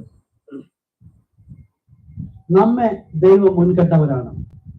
കർത്താവ് ഒരു വിത്ത് കുഴിച്ചിട്ടിരുന്നു, അത് നമ്മളെ തന്നെ ആകുന്നു. നാം ക്രിസ്തുവിലുണ്ടായിരുന്നു. കാലത്തേക്ക് ഒരു കർത്താവ് നമ്മെ തിരഞ്ഞെടുത്തു. അപ്പോൾ ഈ ഗോതമ്പ് ചെടി എന്ന് പറഞ്ഞത് മുന്നമേ ഉണ്ടായിരുന്നു. നമ്മൾ സംഘടനാ സഭയിലായിരുന്നു. ഓരോ സഭകളിലൂടെ കർത്താവ് എന്നെ ഇതിലുള്ള എല്ലാ സഭയിലും നടത്തിക്കൊണ്ടുപോയി. കത്തോലിക്ക സഭ മുതലേ എല്ലാ സഭയിലും. അപ്പൊ ഇതിൽ പറയാത്ത ചെറിയ ബൈ സംഘടനകളൊക്കെ ഉണ്ട്. യഹോസാക്ഷികൾ, ബ്രദർ ചർച്ച്, ഇങ്ങനെ പല പല സഭകളിൽ കടത്തിക്കൊണ്ടുപോയി. സെവൻത്തിലെ പലതും പഠിക്കുകയും അവരെ സംസാരിക്കുകയും ചെയ്തു. അതുകൊണ്ട് ഇന്നിപ്പം അതെല്ലാം കഴിഞ്ഞപ്പോൾ കർത്താവ് ഇവിടെ കൂടെ നിർത്തിയപ്പോൾ ഇത് നിങ്ങൾക്ക് പറഞ്ഞു തരാൻ പറ്റുന്നു. അങ്ങനെ നമ്മൾ ഓരോ സംഘടനാ സഭയിലായിരുന്നു. നമ്മളാകുന്ന ഗോതമ്പിനെ അവിടുന്ന് പുറത്തേക്ക് എടുക്കുമ്പോൾ തന്നെ പുറന്തോട് പൊട്ടിച്ചിട്ടാണ് എടുക്കുന്നത്, പാകമാക്കുന്നത്, കർത്താവ് കൊണ്ടുപോകുന്നത്. ഇപ്പോഴും അവരെന്താണ്? കളകളായി തീക്കായി കൂട്ടിക്കെട്ടിക്കഴിഞ്ഞു. അങ്ങനെ ഇരിക്കെ നമുക്ക് എങ്ങനെ അവരുടെ ഇടയിൽ പോകാൻ പറ്റും? അവരുടെ പ്രസംഗം കേൾക്കാൻ പറ്റും. പുരോഹിതൻ കേൾക്കണമെന്ന് പറയുന്നുണ്ട്. കാര്യം എന്താ? പുരോഹിതൻ കാലഗതികളെല്ലാം സഭയിൽ ജനത്തെ പഠിപ്പിക്കും. എന്തുകൊണ്ടാ? ഈ ജനം അത് കാണാത്തവരാണ്. അവരെന്ത് കാണുന്നു? ദൈവവചനം ഭക്ഷിക്കുന്നു. പുരോഹിതൻ പുറത്തുള്ള കാര്യങ്ങൾ ലോകപ്രകാരം വചനപ്രകാരം സംഭവിക്കുന്നതിനെടുത്ത് സഭയിൽ പഠിപ്പിച്ചു കൊടുക്കണമെന്ന് പ്രവാചകനോട് തന്നെ കർത്താവ് പറഞ്ഞിട്ടുണ്ട്. ഓക്കെ, അങ്ങനെ ഗോതമ്പാകുന്ന നമ്മെ തിരഞ്ഞെടുത്തിട്ട് നമുക്കുള്ള മന്നയാണ് ജീവമന്ന. ഇതാണ് ഭക്ഷിക്കേണ്ടത്. പുറത്തു പോയി ഭക്ഷിക്കരുത്. ഭക്ഷിക്കണമെന്ന് നിങ്ങൾക്ക് തോന്നുന്നെങ്കിൽ പോയിക്കൊള്ളുക. കാര്യം എന്താ? 2 ടൈം കൂടെ വേണം. പിന്നെ ഞാൻ പോകരുതെന്ന് പറയുമ്പോഴാണ് ദേഷ്യം വരുന്നത്. എന്താ പാസ്റ്റേ പോയാൽ കുഴപ്പമൊന്നും? അടുത്തെന്ന് പറയുന്നുള്ളൂ, എനിക്ക് പരിജ്ഞാനമുണ്ട്, എനിക്ക് ശരിയായ തെറ്റെന്ന് തിരിച്ചറിയാൻ പരിജ്ഞാനമുണ്ട്. അങ്ങനെ പറഞ്ഞ് പോയവരൊന്നും ഇപ്പൊ ഇല്ല. അതിലൊന്നാണ് ഇപ്പം ഇംഗ്ലീഷ് ന്യൂസ് പേപ്പറിൽ ഒന്ന് നമ്മുടെ ജിത്തു ബ്രദറിനെ കുറിച്ച് കേട്ടോ. സിസ്റ്റർ നമ്മുടെ ഞാൻ സ്നാനപ്പെടുത്തി ഇവിടെ കൊണ്ടുവന്ന ജിത്തു ബ്രദർ ഇവിടെ ഈ സഭയൊക്കെ തെറ്റ് പറഞ്ഞിട്ട് എന്തോ വലിയ അനുഭവങ്ങളൊക്കെ ഉണ്ടായി, ദൈവത്തിന്റെ അടുത്ത ആളായി എന്നൊക്കെ പറഞ്ഞിട്ട് പോയിട്ട് ഇപ്പൊ ഇംഗ്ലീഷ് പത്രത്തിൽ കൊടുത്തിട്ട് അദ്ദേഹം ഒരു നക്ഷത്രമാണ്. നിങ്ങൾ അദ്ദേഹത്തെ പരിചയപ്പെട്ടില്ലെങ്കിൽ തന്നെ നിങ്ങൾ ഈ ജീവിതം നഷ്ടപ്പെട്ടു പോകും. ഐസക് ബ്രദർ ഞെട്ടിയിരിക്കുന്നു. നമ്മുടെ ഇവിടെ ഇരുന്ന ബ്രദർ ന്യൂസ് പേപ്പറിൽ വന്നിരിക്കുന്നു. ജിത്തു ബ്രദറിനെ കുറിച്ച് ഫോട്ടോ കൊടുത്ത് ജിത്തു ബ്രദറിന്റെ പേരും പറയുന്നത്. അദ്ദേഹം ഒരു മഹാൻ എന്ന തരത്തിൽ പ്രശസ്തി കൊടുത്തിരിക്കുന്നു. ഇവിടെ പോയിരിക്കുന്നു. അതുകൊണ്ട് അദ്ദേഹം ഇതുപോലെ തന്നെ അവിടെ പോയി ഇവിടെ പോയി എല്ലാം ചെയ്യും, ഒരു കുഴപ്പമില്ല. സംഘടന സഭയിൽ പ്രസംഗിക്കാനും ഒക്കെ പോകുന്നത് ട്രാൻസ്ലേറ്റർ ആയിരുന്നു. പോയി എന്ത് ചെയ്ത് നമ്മുടെ ഈ മെസ്സേജ് തന്നെ വന്ന് സ്നാനപ്പെട്ട് ഇവിടെ ഇരുന്നിട്ട് അവിടെയും പോകാം ഇവിടെയും പോകാന്ന് പറഞ്ഞൊരൊന്നുമില്ല. ഞാൻ തന്നെ ഏകദേശം 148 പറഞ്ഞ് ഞാൻ എണ്ണി സ്നാനപ്പെടുത്തിയത്. എത്ര പേരെ കിട്ടും? നമ്മളെയൊക്കെ ദൈവം നിർത്തിയിരിക്കുന്ന വലിയൊരു കൃപയാണ്. പോകരുതെന്ന് പറഞ്ഞാൽ ദസ്സൈതരോടാണ് പറഞ്ഞത്. നമുക്ക് അവളെ വിട്ട് പോരുവിൻ എന്ന് പറഞ്ഞിട്ട് എനിക്ക് പരിജ്ഞാനമുണ്ട്, ഞാൻ പോയാൽ കുഴപ്പമൊന്നുമില്ലെന്ന് പറഞ്ഞാൽ അതിന് പോകാൻ എല്ലാ ടൈപ്പിനകത്ത് വേണം. അതുകൊണ്ട് നമ്മളെ കർത്താവ് കളപ്പുരയിൽ ശേഖരിച്ചെങ്കിൽ നമുക്ക് വേണ്ടുന്ന ജീവമല്ല നോഹയുടെ കർത്താവ് ശേഖരിച്ചതുപോലെ ഇസ്രായേലിൽ നിന്ന് പുറത്തേക്ക് കൊണ്ടുവന്നവർക്ക് കർത്താവ് തന്നെ സ്വർഗത്തു നിന്ന് മഞ്ഞ അയച്ചു കൊടുത്തതുപോലെ ഇത് ബലവാനായ മറ്റൊരു ദൂതൻ സ്വർഗത്തു നിന്ന് തന്നെ ഇറങ്ങുന്നത് ഞാൻ കണ്ടുവന്നതുപോലെ സ്വർഗത്തു നിന്നും ഈ ലോകത്തിന്റെ എല്ലാ ജ്ഞാനികൾക്കും മറച്ചു വച്ചിരിക്കുന്ന ജീവവൃക്ഷ ഫലം കായ്ക്കണമെങ്കിൽ ഉള്ള മെസ്സേജാണ് നമുക്ക് ദൈവം നൽകിയിരിക്കുന്നത്. ഇത് മാത്രം ഭക്ഷിക്കുക. കർത്താവ് നമ്മെ സഹായിക്കട്ടെ. എടുത്ത് പ്രാർത്ഥിക്കാം. സാക്ഷ്യങ്ങളുണ്ടെങ്കിൽ ഇതിനുശേഷം സാക്ഷ്യം പറഞ്ഞ് 27 കരുണയുള്ള കർത്താവെ സ്തോത്രം ചെയ്തു സ്തുതിക്കുന്ന കർത്താവേ, ഞങ്ങൾ പലപ്പോഴും മെസ്സേജ് കേൾക്കുന്നു, സന്ദേശം കേൾക്കുന്നു, ഗ്രഹിക്കുന്നു, അങ്ങനെ ജീവിക്കാൻ ആഗ്രഹിക്കുന്നു. എന്നാൽ കർത്താവെ അപ്പോൾ തന്നെ സാഹചര്യം പ്രതികൂലമായി വരികയും നമ്മൾ വീണു പോവുകയും ചെയ്യുന്നു. യേശു പറഞ്ഞു, ജയിക്കുന്നവന് ഞാൻ മറഞ്ഞിരിക്കുന്ന മന്ന കൊടുക്കുമെന്നാണ്. മറഞ്ഞിരിക്കുന്ന ഈ സഭയിൽ ഇരുന്നാലും ഞാൻ പിശാചിന്റെ പ്രവൃത്തികളിലൂടെ തോറ്റുപോകുന്ന വ്യക്തിയാണെങ്കിൽ എനിക്ക് ഞാൻ സംസാരിച്ചത് കേട്ടാലും ഈ സന്ദേശത്തിന്റെ കയ്യിൽ ഇരുന്നാലും ആ മന്ന വെളിപ്പെടുകയില്ല, അതിന്റെ ജീവിതവും ഉണ്ടാവുകയില്ല, നീതിയുടെ വസ്ത്രം ലഭിക്കുകയില്ല. മാത്രമല്ല ജീവപുസ്തകത്തിൽ നിന്ന് പേർ മായ്ക്കുക തന്നെ ചെയ്യും. നമ്മളോട് പഠിച്ചതാണ്. കാരണം കർത്താവെ കൃപയാൽ അവിടുന്ന് കാത്തുകൊള്ളണമെന്ന് പ്രാർത്ഥിക്കുന്നു. കൃപയില്ലാതെ ഞങ്ങൾക്ക് നിൽക്കാൻ കഴിയില്ല കർത്താവെ. ചെന്നായ്ക്കളിടയിൽ കുഞ്ഞാടുകളെ പോലെ ആക്കിയിരിക്കുമ്പോൾ പ്രാവിനെ പോലെ നിഷ്കളങ്കർ, അതായത് അഭിഷേകം ഉള്ളവരെ പോലെ പരിശുദ്ധാത്മാവുള്ളവരെ പോലെ നിഷ്കളങ്കം എന്ന് പറഞ്ഞാൽ ക്രിസ്തുവിനുള്ളത് മാത്രം ഭക്ഷിച്ചുകൊണ്ട് ക്രിസ്തുവിന് വേണ്ടി ജീവിക്കുക. അപ്പോൾ തന്നെ പാമ്പിനെ പോലെ ബുദ്ധിയുള്ളവർ, ചുറ്റുമുള്ളത് ശത്രുക്കളാണ്, അവർ എപ്രകാരം വരുന്നുവെന്ന് മുന്നമേ ഗ്രഹിക്കാൻ തക്കവണ്ണമുള്ള ആത്മാവ് കർത്താവ് നമ്മുടെ ഉള്ളിൽ വെച്ചിട്ടുണ്ട്.